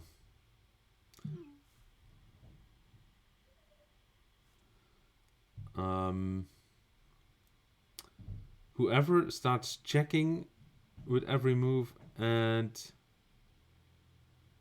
until it's checkmate wins. Let's see what's going to happen now. Black better start checking that white king every single turn. If it's white's turn, white should start checking the black king until somehow it's a checkmate. But if you don't check, then your king is in grave danger in this position. Okay, white checks black. Now white should check black again, with the rook or with the queen. Okay, good move. The king has to move. Now black should get checked again, maybe by the queen or by the rook.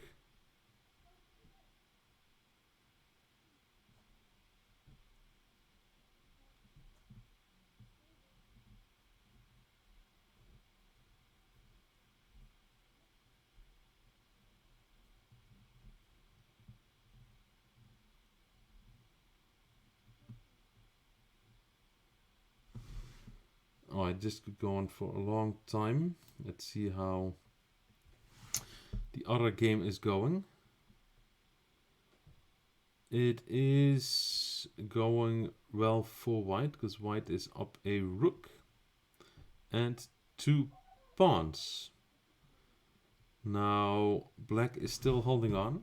He just played this knight g8, making sure he doesn't have to trade his rook, trying to keep his last pieces. Doesn't make his rook particularly happy, but at least it's still alive. And white has to find a way to coordinate his pieces or try to get a pawn across. Maybe white is planning to take the pawn and ship the a pawn. That could be one idea. The knight is under attack. No reason to give up that knight, and white protects it with the bishop. White has some tricks.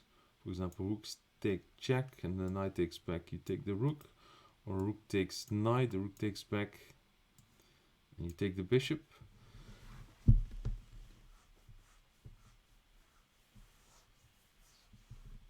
Okay, white wins another bishop.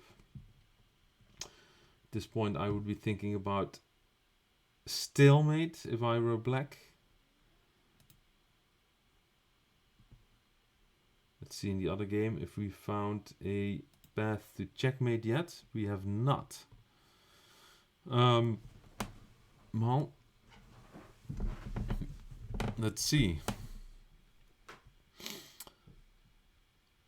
It's probably not going to be a checkmate for a little while. I'm not even sure if there will be a checkmate.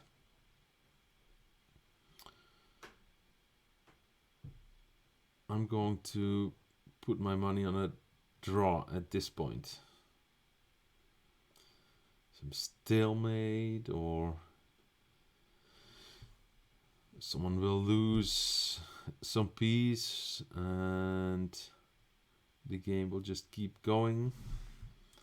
Okay, this is going to take a little while as my prediction. This might not take that long, although it's not going to be easy for white to checkmate that black king with the pieces he has on the board. It is possible. Actually, I really like this move to take away this square for the king. Now, for example, with a rook on the 6th rank and a rook on d5, it's checkmate. Rook on the 6th rank and knight in e6 is checkmate. And the other checkmates, the king is trying to make a run for it anyway. Not a bad idea.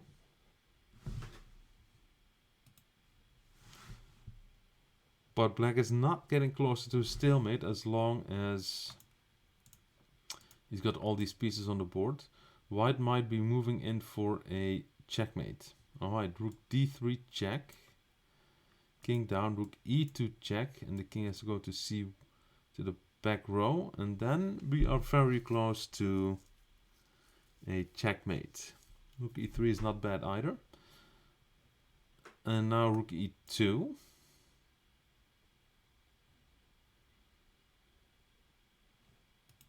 Or will he try rook d3 and rook d2? We'll see.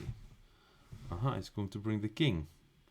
So now it's a full-on assault by all of the white's pieces. That's actually quite powerful. If the king can come to e2, the rook can come down to d2, and then all you need to do is get this rook to the bottom rank. This could be some very clever mating attack by white. Alright, will he continue with king e2? King e1 is sort of the same. He will. I assume this pawn will keep going. And then white should be trying to checkmate that black king. Um, okay, there is a mate after king c1. Rook check, king over, bishop check, king over, rook down is mate. There should be other mates. Well, maybe he finds this one. That would be pretty impressive. King has to run. Run, bishop check. You might see it. Knight. Aha, rook c1 mate is what he wants. Not bad either.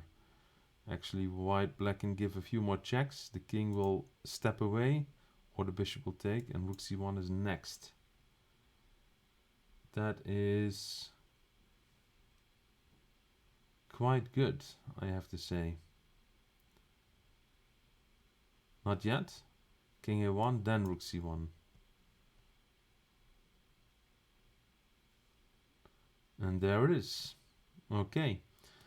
Nighttime up to his usually tricks and makes it to the final. Alright, what on earth happened in the end of this game? Let's see, we left it somewhere around here.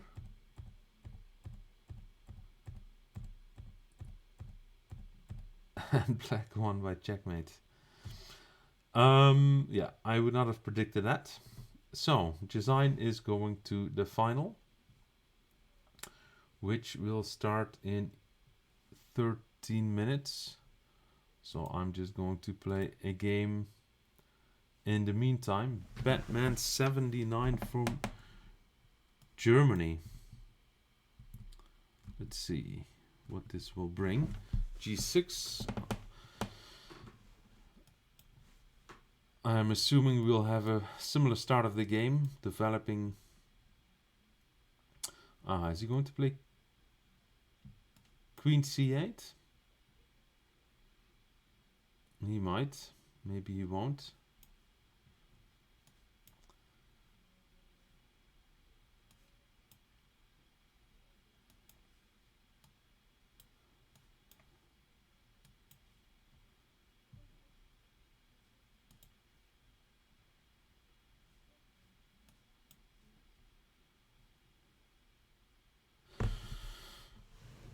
My plan is to expand on the queen side with pawn to b4, and he will capture, I will capture back, and then I will play pawn to b5, and we'll take it from there. The only thing is a bit odd is my pawn on h4, which is not that great. It gives him a bit of a chance to try to open up the diagonal quicker than usual. Alright, let's see. Okay, let's play this idea. He will probably push the pawn to c6, trying to keep that b file closed. And then I'll just stick my knight to c7. And now I want to get some more pieces involved. Okay, let's stick my pawn to c5.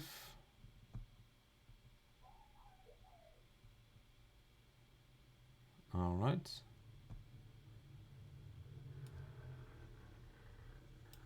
Let's go for a black squared approach. I've traded my black squared bishop.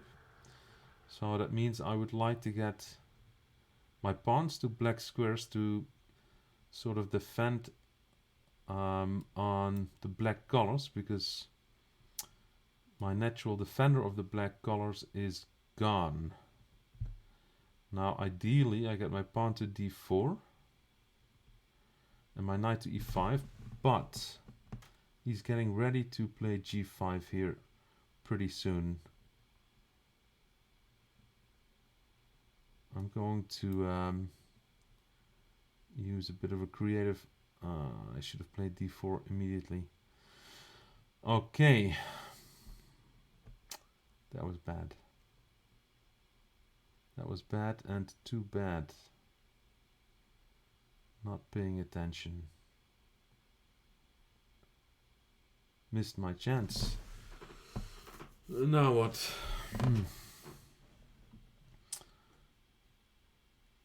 Let's try to recalibrate Okay, let's attack the d4 pawn. Maybe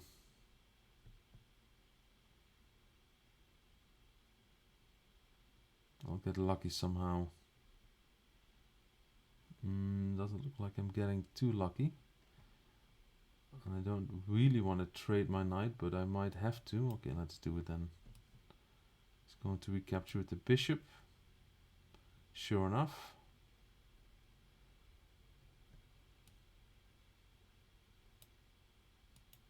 Stick with the queen. Yeah, this position is a bit of a mess. I'll try to make something of it anyway.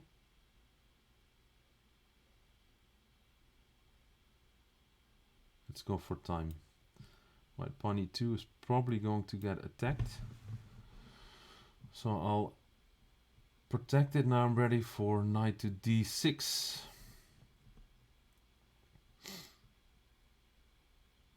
I'm still not a huge fan of my position.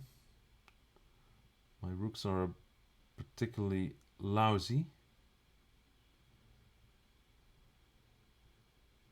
Okay, let's get this king out of the g file. How about that? No, let's not take too long. Let's get my knight to d6. Okay, he's protecting against this. Let's get my king out of the g file.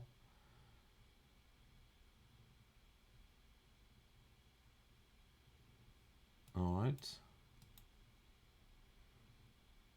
Away from the bottom rank. Okay. You can have my c pawn. I'm not too concerned about that.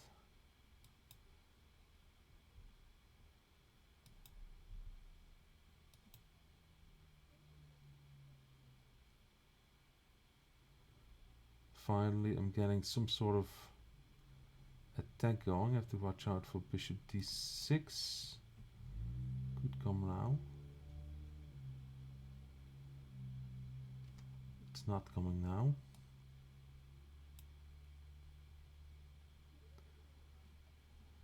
What is this? Should be threatening mate here very soon. Okay, that move doesn't help. And this move doesn't help. And that move doesn't help.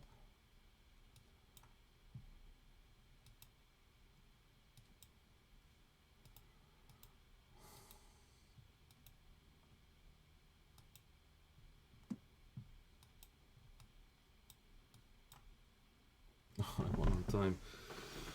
What a tragic game that was. But tragic or not, it was a win.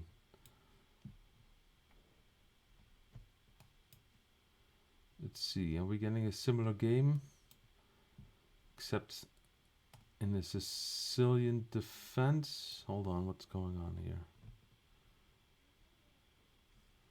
Okay.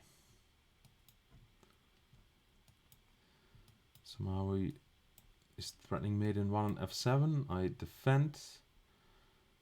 And castle. And then I have knight g4. Okay, he defended against that, so I have to go d6. Now he comes with this business. Okay, no problem. I think it's no problem. Let's hope it's no problem. My brain is foggy again. Alright, let's just stick that move in. Block this diagonal.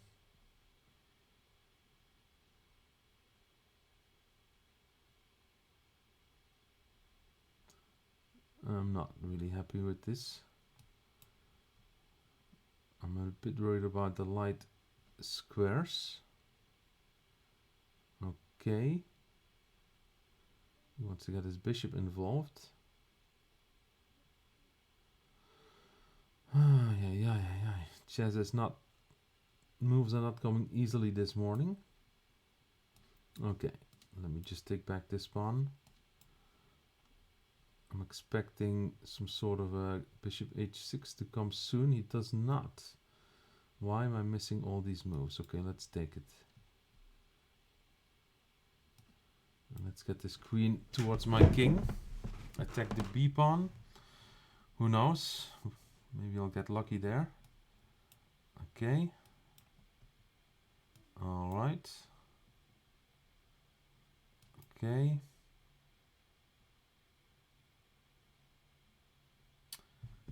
Is he going to play e5? He might. But I'm not too worried about that.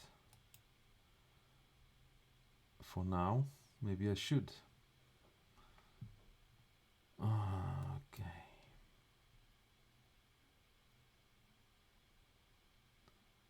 Yeah, I should really be worried about it.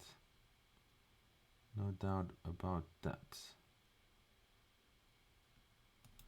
Okay, let's keep it going. Let's push. Let's push. It's getting very hairy now on my king side. So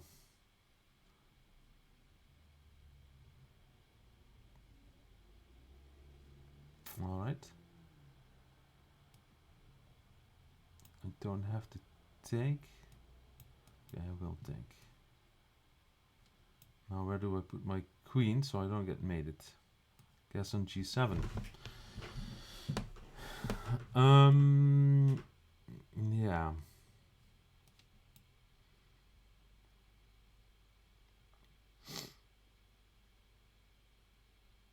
It's not a great position. Not to say it's a pretty horrific position.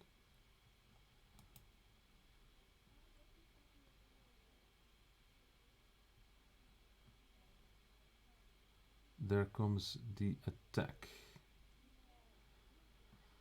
Oh boy.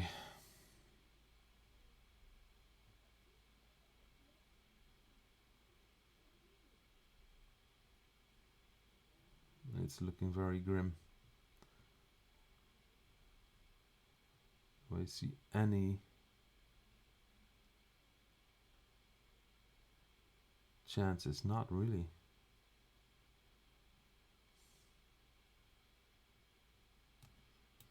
Okay, let's see. It's not a great move. I'm just gonna get mated on the H file. Alright, let's see. Are the other games starting soon? They are. I'm going to lose this one anyway. I guess I'll give a spy check and then I'm ready to resign. Yep. If my queen moves, the queen comes to h3 and that is all she wrote. Okay. Yeah, I managed to get away with one bad game. 2 bad games is a bit too much.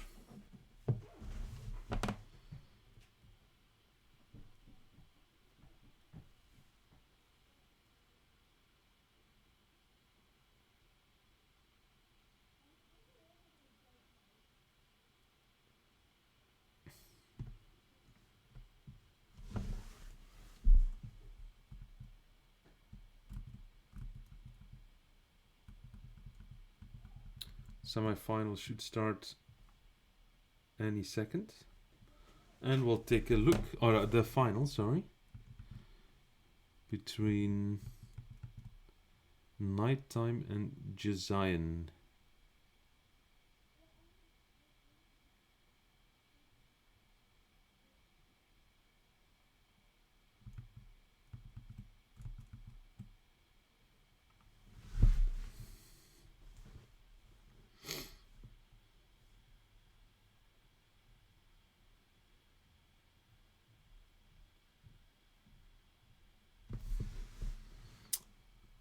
I'll be back as soon as start.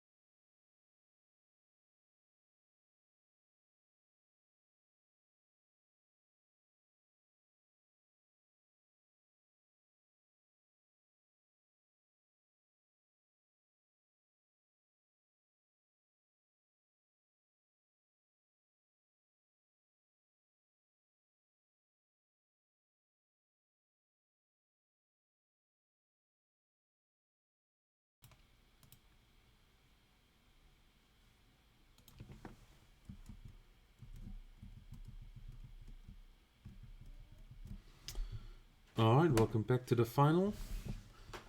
Let's see, nighttime with white against Design. Let me actually try to find out how many games they're playing in the final. It varies now and then, week from week. I'm guessing it's two games. The next one will be with colors reversed, and nighttime is off to a quick start. Let d45 c4, and we've got a little nerve center in the middle of the board, and black should now capture white's pawn but doesn't, and gives white the option to take both pawns. So a nerve center went into a very strong pawn center for white. Now there's a trade on h6 and white starts developing.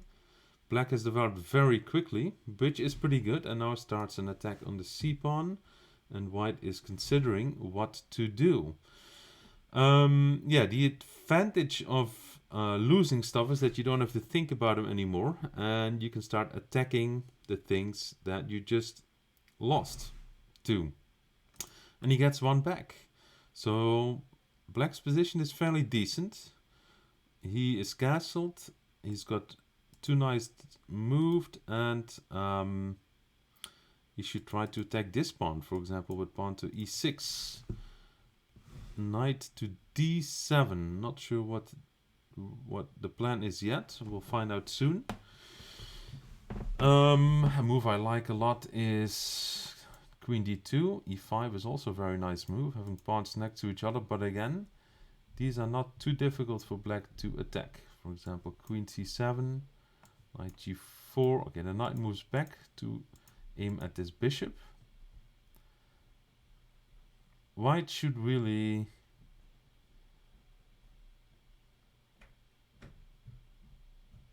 actually, does he have the castle? Not really yet. He preserves the bishop. The bishop is on this diagonal towards the king, but these are that's pretty good defensive formation for black. And now black pretty much leaves no doubt about the future of white's bishop. I think it will be traded. If white takes, black has a choice between taking with the pawn and the knight, but he should take with the knight to leave this pawn in front of his king. Now, will he do that? He does not. It's not the end of the world, but it's not great. Now queen d2 could actually be a bit annoying, because that knight on h6 is lacking protection, and he might actually be lost if white would have done that. He does something else, but it might be with the same idea, to get the queen involved on h5, which would also be very interesting.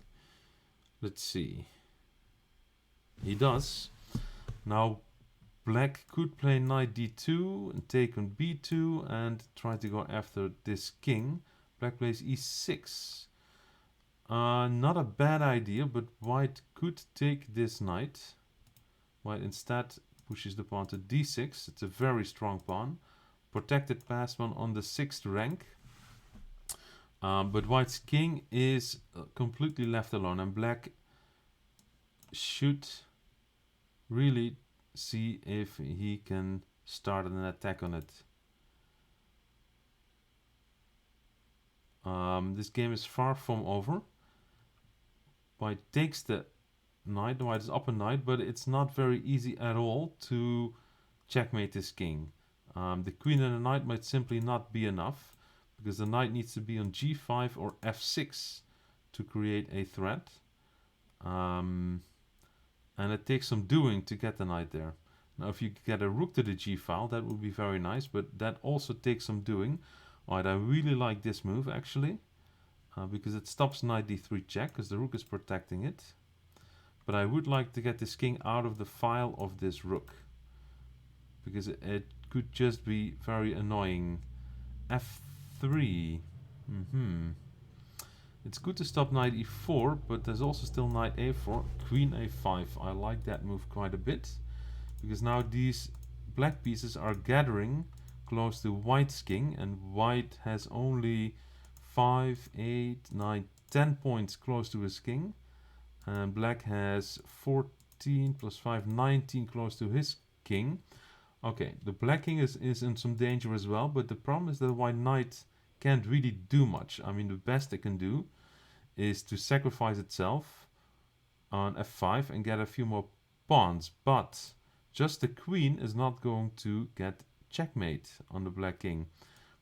White has an option to repeat moves to have a perpetual check. Queen back and forth from f6 to g5, and black will have to just keep moving the king. But if white wants more, then he needs to do some magic, getting a rook involved in the attack. For example, trying to play g4 and opening up. Okay, queen e7 threatens mate in 1. Black has to defend against that. And he does defend against that. Now f7 is hanging. Is that a big deal? Not sure. Maybe d7 would actually be the more dangerous move. If black gets one chance, he should try to play knight b3 or knight a4 and start an immediate assault on this c3 knight with the rook and the queen, and if possible with the knight. And he has to do it quick, so he might even have to consider doing it with a knight sacrifice on b3, or I guess a knight sacrifice on d7. Actually, that's the one I might like best, or knight a4. A lot of interesting moves. Whatever black does, it involves moving this knight. Okay, he's trying to defend against d8, but white could take this rook with the pawn. He does, and the rook has to recapture. Now there's still a lot of threats against around white's king, but can white somehow find a way to create threats against black's king? I don't really see it. I still would really like to play king b1 and just get out of this file of the rook. That would help the white king greatly. If he doesn't, he will continue to run risk on this c file. Well, Design is definitely making it quite difficult for... He played b5 very quickly. What I don't like about it is he got 7 minutes. So he could look at all kinds of moves.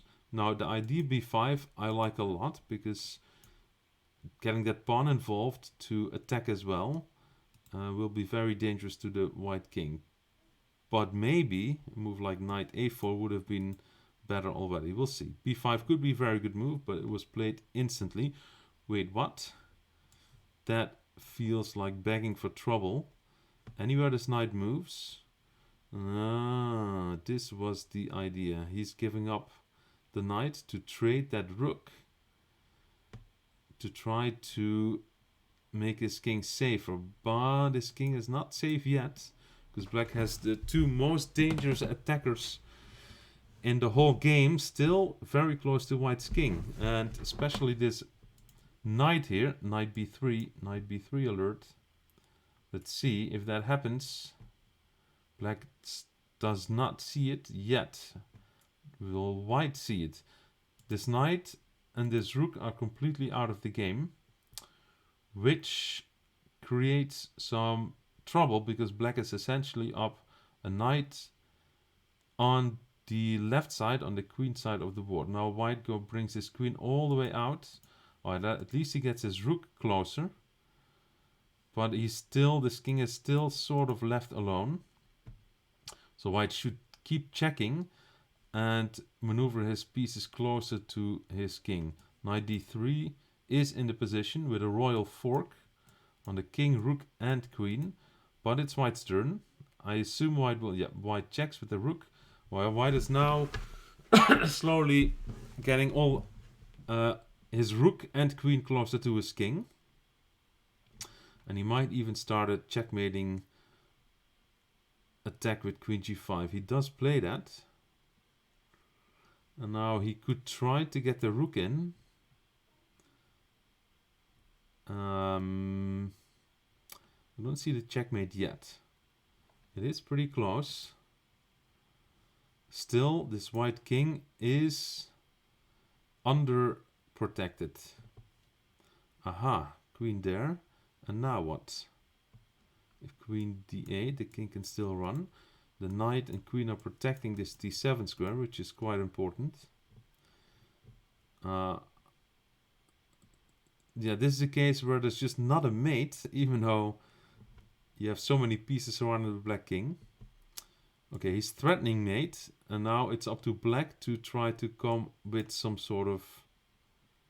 right, he does get out of mate. Okay, he can keep running. Well, he should keep running anyway, no matter which direction he goes. It's a very, very tense situation. I have a feeling white now does have a mate. He tries it with f4. Okay, king here. Now there's no good check available. And now the black king starts getting close to the white king. This could actually get ugly for white's king now. White is down to 2 minutes. And suddenly there's not really a good follow-up move because the rook is hanging. He plays queen g7. Okay, and so now what? Knight b3 would be very good, that's for sure. Queen f1 might be very good as well. Yeah, queen f1 would be good as well. Knight d3 is not that... Okay, knight b3. He does play what might be the best move.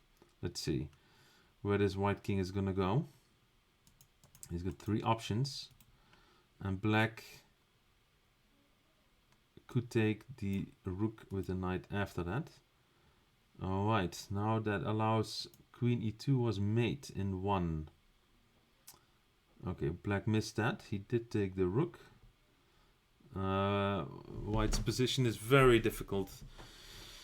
I guess queen g3 check is the best option to force this king back. Now the king f4 could be played. Now there's queen d2 check, forcing this king back. This whole game the knight has been sitting on h4 and it still cannot do much. Is this the moment where the knight returns? Position is still anything can happen, but Design is in about as good as a position ever to try to topple nighttime, because nighttime is down to a minute and white has to do a lot of work to win this game. Actually, he has to do a lot of work not to lose the game, let alone win the game. h3, a5. Okay, so now they start moving the pawns, but the kings are still completely wide open. So like queen b3 is an option. Probably not a bad option. Knight b3 is another option. Not a bad one either. But white has... Okay, now king c5 is the only move. So you can recapture... Uh-oh, he's losing the queen. 57 seconds to survive. He might not make it. Yeah, this was a big turnaround. He lost the queen and the knight. And now the only question is, will white checkmate black in time? And we'll find out soon. 51 seconds to checkmate. Let's bring the knight over. The knight's probably going to take. Stalemate. Checkmate. Running out of time. Those are the 3 options still in this game. 47 seconds to checkmate. Alright, he's moving his pieces close, so he should move that h-pawn as soon as possible. Move it now. Get rid of that h-pawn. Now he's going to get checkmated, I think. The king can start moving in. Move that h-pawn. Move the h-pawn. Lose the h-pawn. Very good. Ignore it. Very good. Just move in for a checkmate. It's made in 3. Okay, now move the king up and checkmate. Or checkmate like that. It's not stalemate because the pawn can still move. Wow, very, very, very close game. This was probably the closest game yet in all the tournaments I've seen, all the finals. It was a very, very clever game. They had chances. Nighttime was trying to checkmate that black king, but the king was safe, and the white king could have gone down. There was one mate in one. Let's see. When was that? It happened around here. Queen e2 would have been checkmate. Golden opportunity. Now knight d4 was not a bad move because you take the rook. But this did give white a chance to get his queen back towards his king. Black is still in good shape, but everything has to start with some sort of a check to try to go after the white king. In the game up to here, it was black having the better chances on time, and he had to play king c5, so if queen takes he can recapture. Once he didn't, now Nighttime had 1 minute to checkmate, and he did it fairly comfortably. Alright, let's see if Jizain can do the impossible and make a comeback in game 2.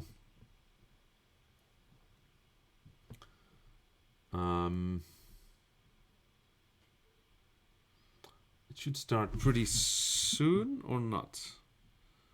I'm guessing it will start at 11:30, which gives me a chance to play another rough game of Blitz against Phoenix Fire 8. King Spawn, we're going to Sicilian. Will it be an open Sicilian? It will be an open Sicilian. And I'm going for the dragon variation with pawn to g6, bishop g7, castles. And white is playing the most aggressive line. He's going to castle queenside. And we're sort of going to try to checkmate each other, is what might happen here. I'm playing a bit of an unusual line by capturing early on d4. My plan is to play a5, a4. Well, one of the plans anyway. White has several ways to deal with that. Several decent ways and one very bad one. Let's see which one he will pick. He's thinking a little bit, which might suggest he's not sure what to do. g4, okay. Now I'm ready to play a4 and go after that light squared bishop. And he actually plays the one bad defense, because now there's a little trick. Take, rook c4, setting up knight e4 with a discovered attack on d4.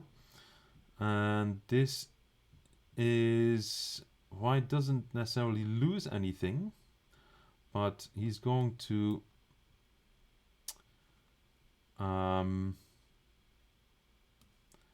loses dark squared bishop, and this dragon bishop becomes a beast. It's going to attack along this diagonal. Now a4 is already a very problematic move for him. He will have to take it or something, I don't know. Yeah, he has to take it and then hope to survive. But it's not looking too hopeful for him. Yeah, this doesn't work because the c-pawn is pinned, and now his position collapses and he resigns. Okay.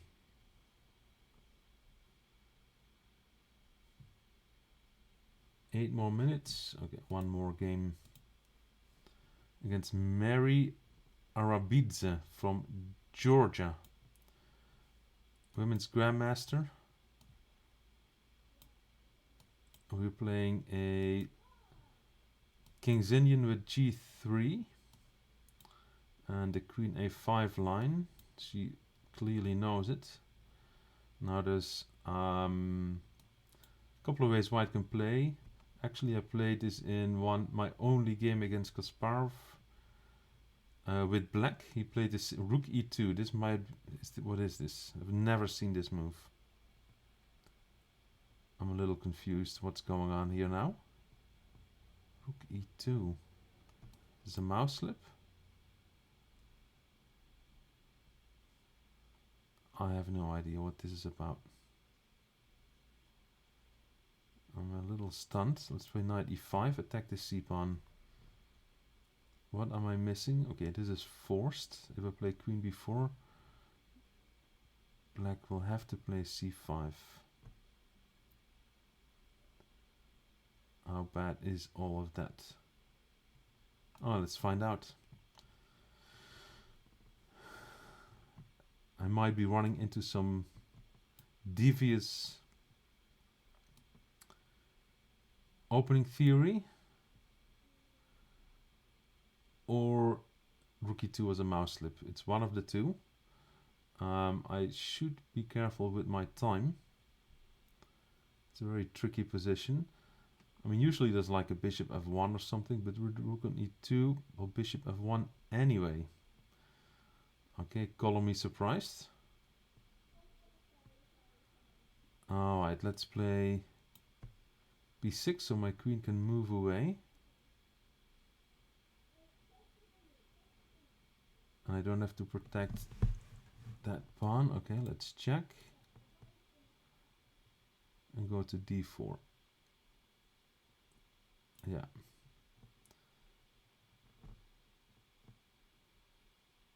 Now if I take with the queen, am I getting trapped? I might be getting trapped. So let's take with the pawn. Rook d2 coming. Okay. So I'm going to lose that pawn, but white's position is a bit of a mess. There's knight g4.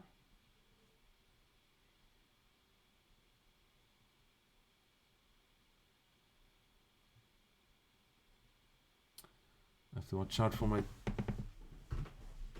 time. So rook d4, there's knight g4, threatening knight f2, also bishop d4, so I will win some material. So there's knight a4, attacking my queen. Okay, and then I have to evacuate my queen. I was going to e7, now e4 is hanging. So rook takes, I'll take on e4. Threatening knight f2 and bishop d4. So for e5, not e5, okay. I'm curious to see what white will do after this move. Maybe just give up the rook, yep. Sure, now e6 is hanging. So let's protect that. Queen e7 was better. That was better. Alright, it's okay. Let's pin.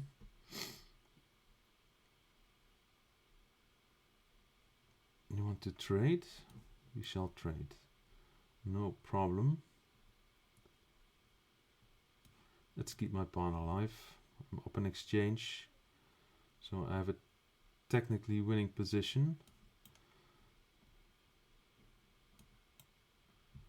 My goal is to play c5 here soon. What is this?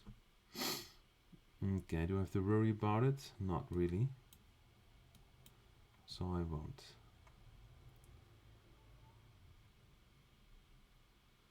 I'm planning to play c5 and trade that bishop. White doesn't want to. I do. Okay. Let's attack the e2 square in case the knight moves. Let's go rook d3 next. Just to get it a little... Alright, there's a pawn sec. Which... Is it a pawn sec? I think it is. I keep my pawn and play rook d3 check again. For h5 I can play g5. And play rook d3 next. Okay, here we go. Let's attack this pawn.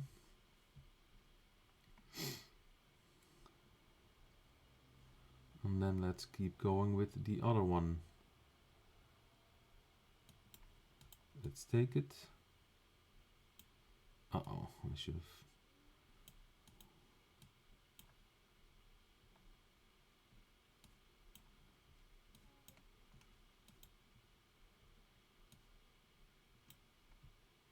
Yeah, now it's made. Okay, pretty good. Pretty good game, but I think white made a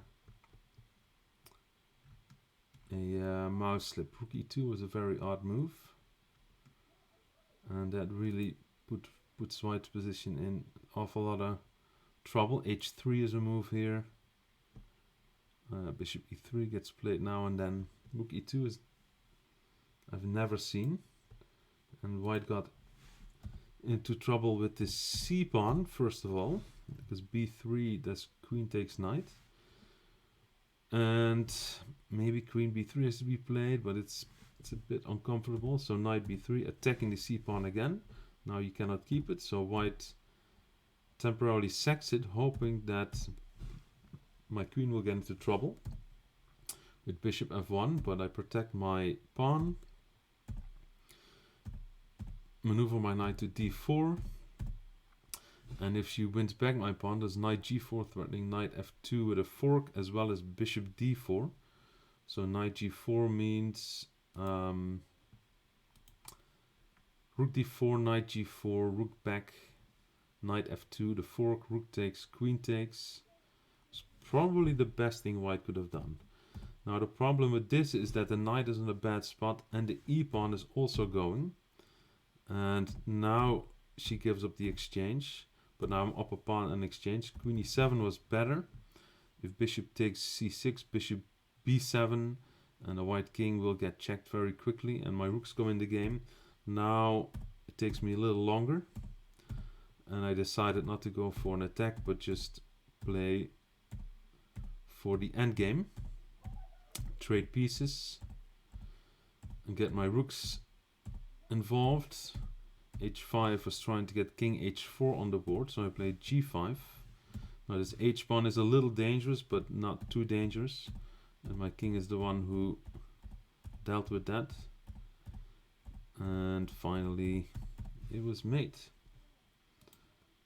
Game 2 of the final should start any second, and there it is. Almost no seconds. So Nighttime won the first game after a very long and tense battle.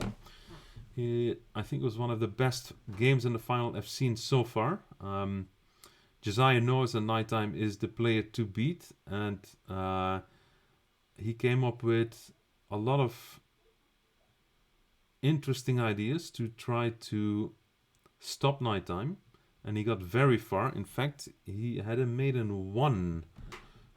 If there was anything I would say Josiah should consider is using more time to think about his moves, because in that game he was up 4 or 5 minutes on the clock, but yet he kept playing the exact same pace as if he just had like a minute on his clock, and he got very far with that. But at crucial moments when he had very good chances, he didn't give himself time to find those chances.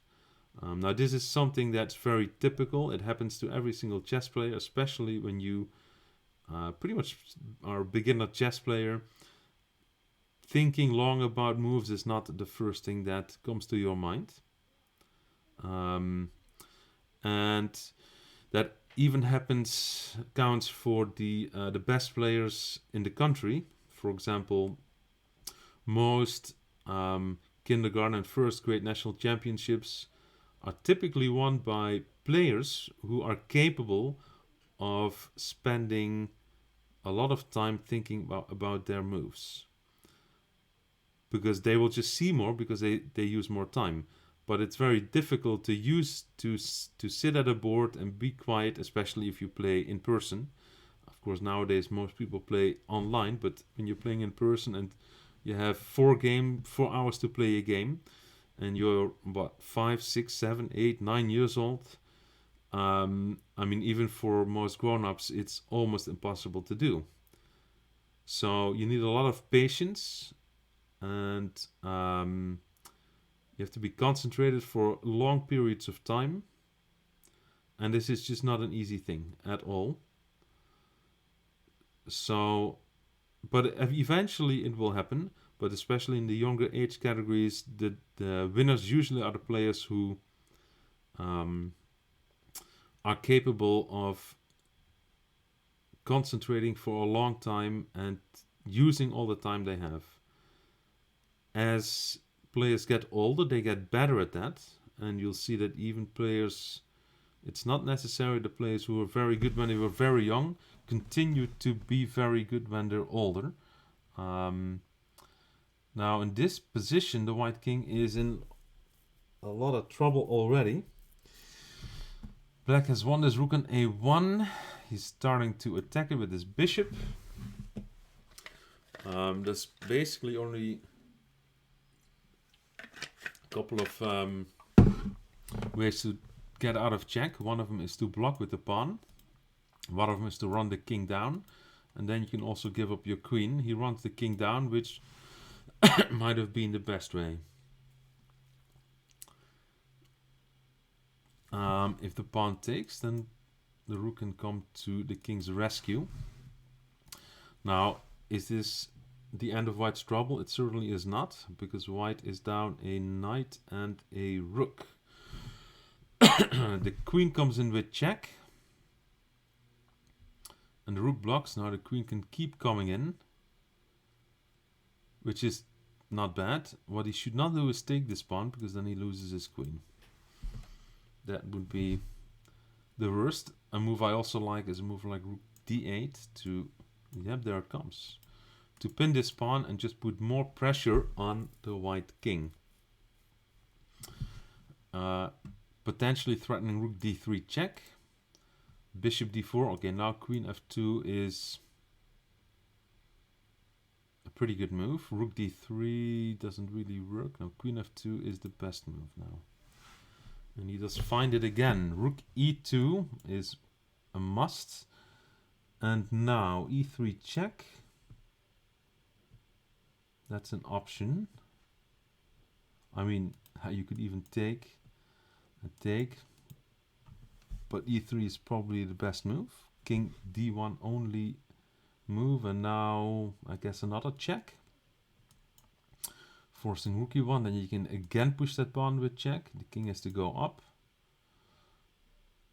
And then there's no immediate follow-up.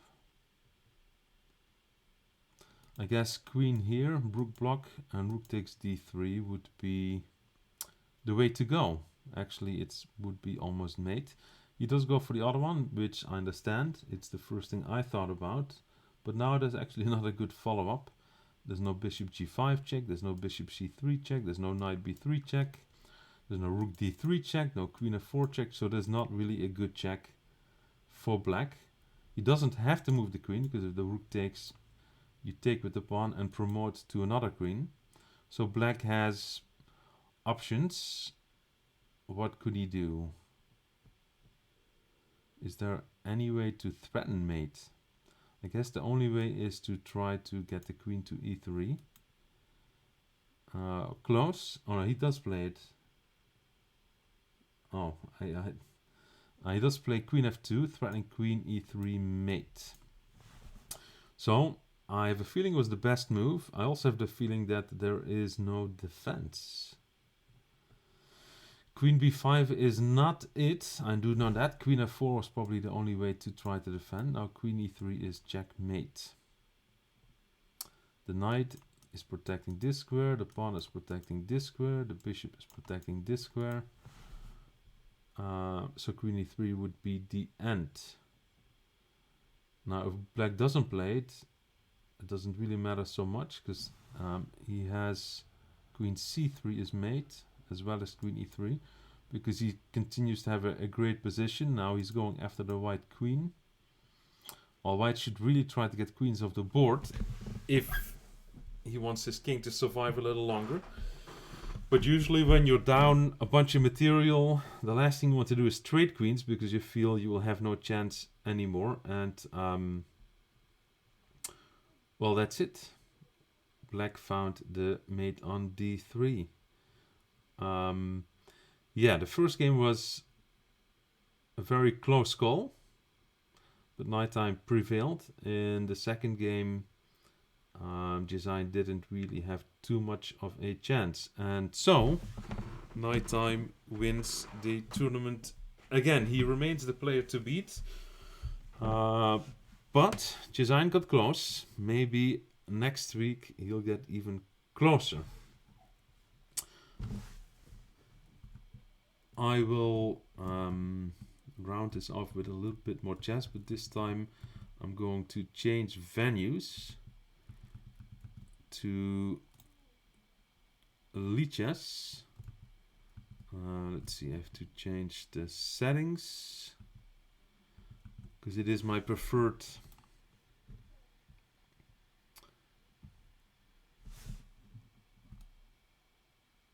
place to play.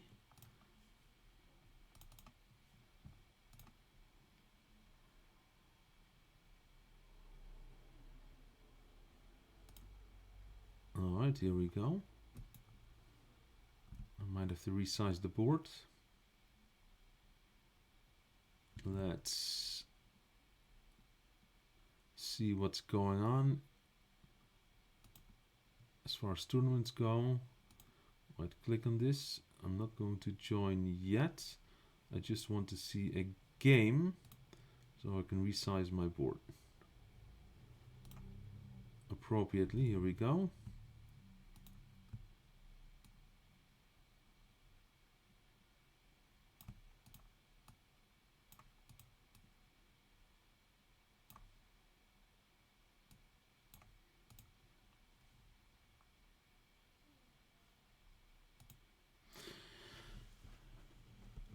So Nighttime has won the final. I'm going to play some bullet chess, which is when each player only gets 1 minute to play the whole game. Not sure how much I'll be talking during the games, we'll see. I've never really streamed bullet chess. It is my favorite. Time control. It's the one I'm most addicted to. And let's see, let's view the tournament and join. 16 minutes left. 17 points behind, which means in the first couple of games I'm going to try to play Berserk and get more points, but play with only 30 seconds on my clock, which means I have to play instantly. I'm winning a piece. And now I'm going to try to control square e5 with all my might. Okay, he's trying to battle me for this square. And he keeps the battle going. Now let's do this. Solidify my bishop on e5, and then it's time to move in for an attack. Let's get all my pieces ready for the G file. Maybe I'm switching to the queen side. Yep, I am.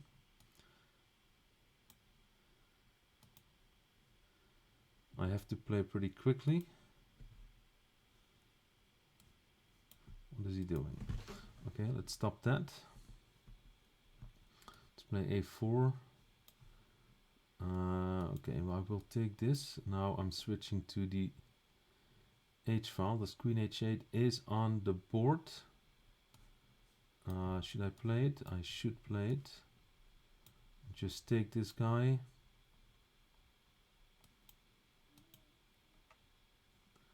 Oh, I should really play for a mate here.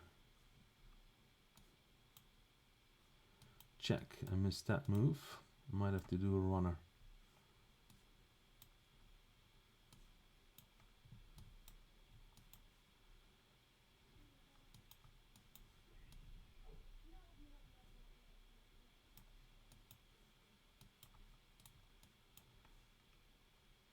There it is.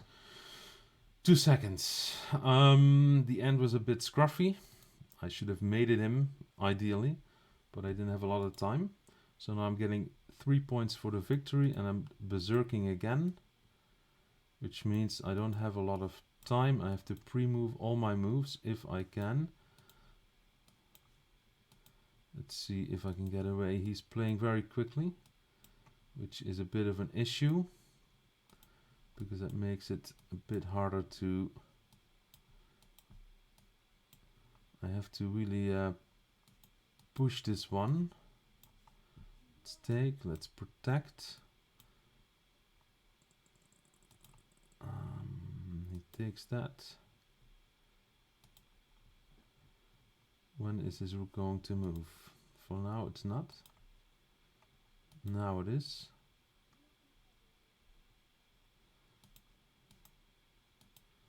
Oops. Okay, this is good news, unless I'm getting blocked out. I'm not getting blocked out.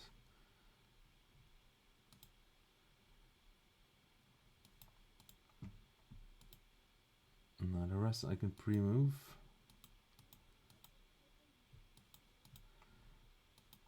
Queen. 12 seconds is enough. There we go. And what is going to be the next one? 11:37. I will have to berserk this one as well. And play quickly enough. I'm trying to anticipate every single move black plays. It's hard to anticipate bad moves. So, it's a little tricky. Okay, let's see if we trade queens. Sure, we trade queens. Go back to pre-moving. Okay, now I'm getting a few quick checks. Protect the pawn. Actually, let's just go for annihilating those pawns. And win a bunch of these. Okay, win that. Get this pawn going. Protect the G pawn. And move these past pawns. Check. Always tricky. We move knight e7. Yep. Okay, then I move this one first. This one next. Okay. Now it's time for the final assault. Okay.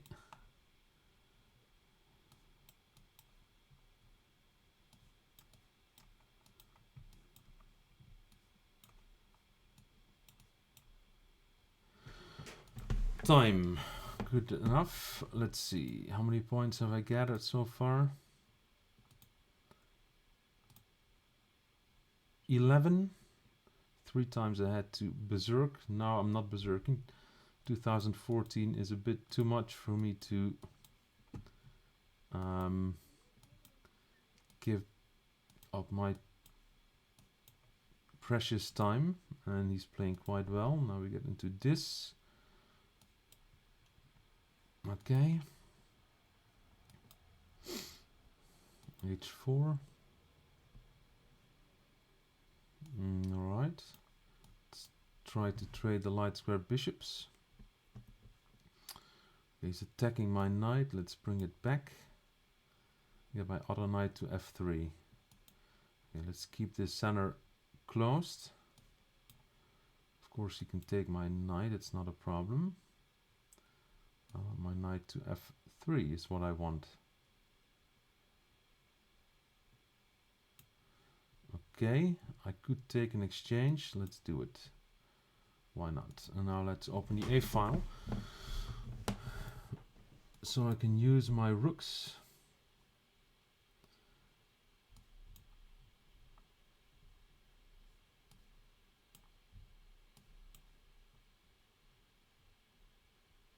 Okay. Is he threatening anything? Probably not. Alright. Oh, he is threatening something now. This is not going too well.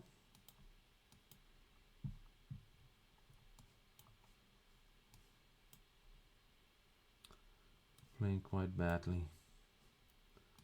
Playing quite badly. You have to speed up.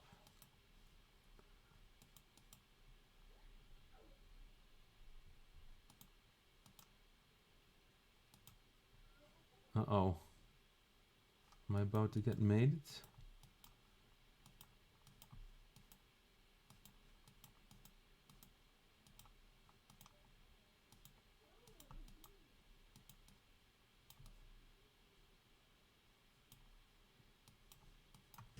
No, I'm about to lose on time. That didn't really help much for my endeavor to win this tournament. Basically, I was too slow. The one time I don't play Berserk, I am too slow. There's some irony to that. Alright. Want to go for that.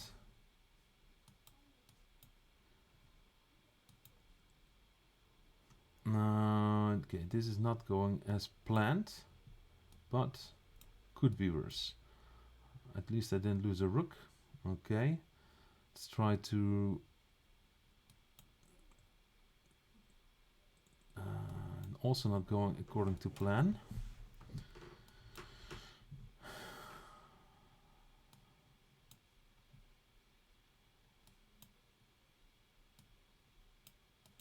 Okay, let's try to keep things as closed as possible. He might.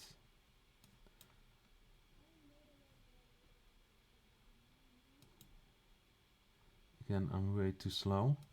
He does do this. It's a bit of a surprise. Okay, attacking this.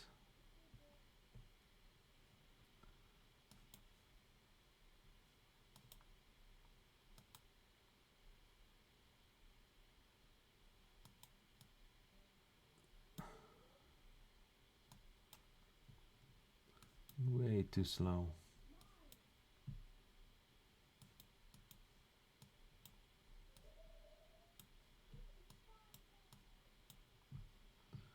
My position is improving.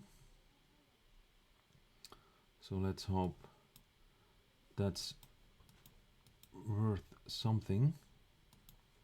He's suddenly starting to sack all his pieces.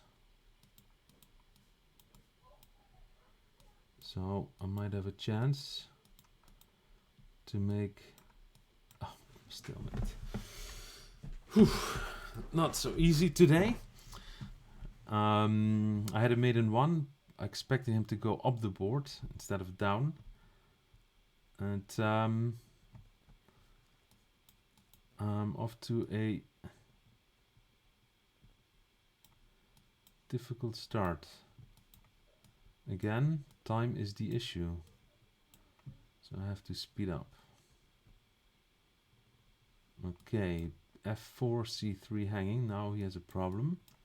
He's going to lose a bunch of pawns. And I will take them and evacuate my queen. And he is going to try to play knight g5. So I will evacuate my bishop. I'm going to kick him. And let's expand. Get these pawns rolling. Alright. That's not what I was hoping for. It happened, so what do? You deal with it, and I have to protect this f5 pawn. Not what I wanted to do. And now I can run my d pawn. Okay, I can keep running and get it to d3. You'll probably play what, f3 or something like that. g4, okay. It's not too far off. Let's get some pieces coordinated. Let's go for the g-pawn.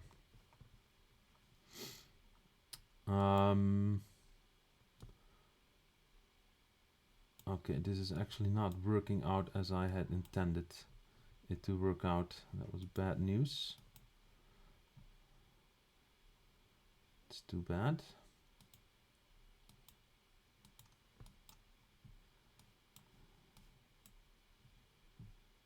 This is starting to look pretty good here.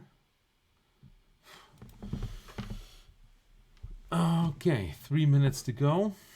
I'm obviously not going to end too high up in the standings this one. Let's just try to finish on a positive note. Let's try this method. B2, he doesn't want to sacrifice. I want to get his dark squared bishop. And I will get it.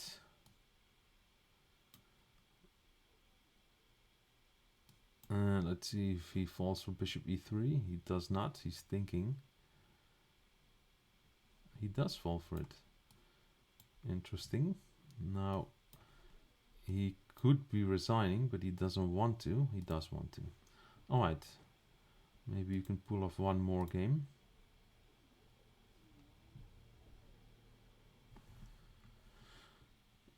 Two minutes 25 in the tournament. I am like 20 points behind, so no chance for that. Let's go for another berserk. 30 seconds. I have to pre-move everything. It's all about anticipating his moves as well as possible. So far it's going fairly okay. I'm about twice as fast, which is about the speed I need to. Knight d4 is not coming. It's a surprise. Alright, I'm now playing bad moves, but who cares?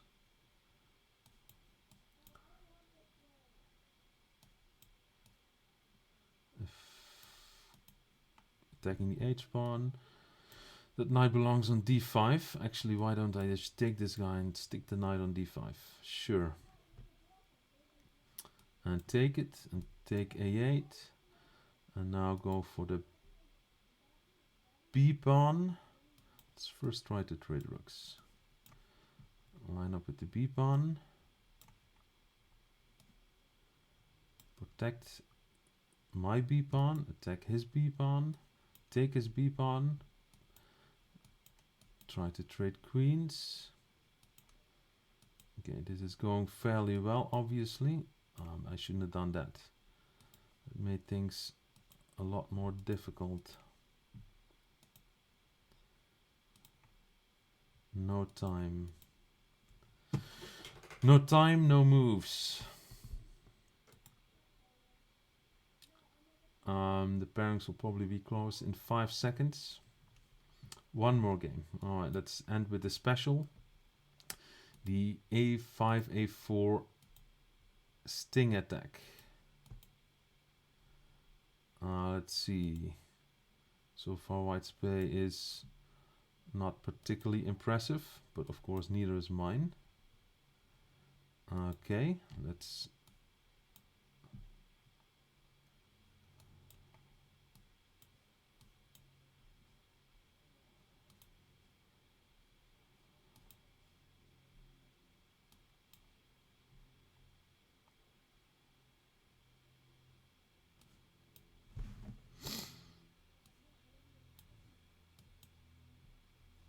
still not taking. Oh, he leaves a big hole on g3. I definitely want to probe him there. Okay, he might take on. Yep. Now I'm going to go for the g file. He's sacking exchange. Interesting. Not expecting that. He wants to go crash in on h7. Okay, let's play bishop d8. I don't want him to sack his rook for my bishop. I'm attacking his knight on c3. It's coming to d6. Yeah, I'm not doing this particularly well. spin his knight. But luckily neither is he. Okay. What is going on? I'm not sure what is going on. I should be in fairly good shape. Now I want to get rid of that knight. Uh-oh. That was bad again.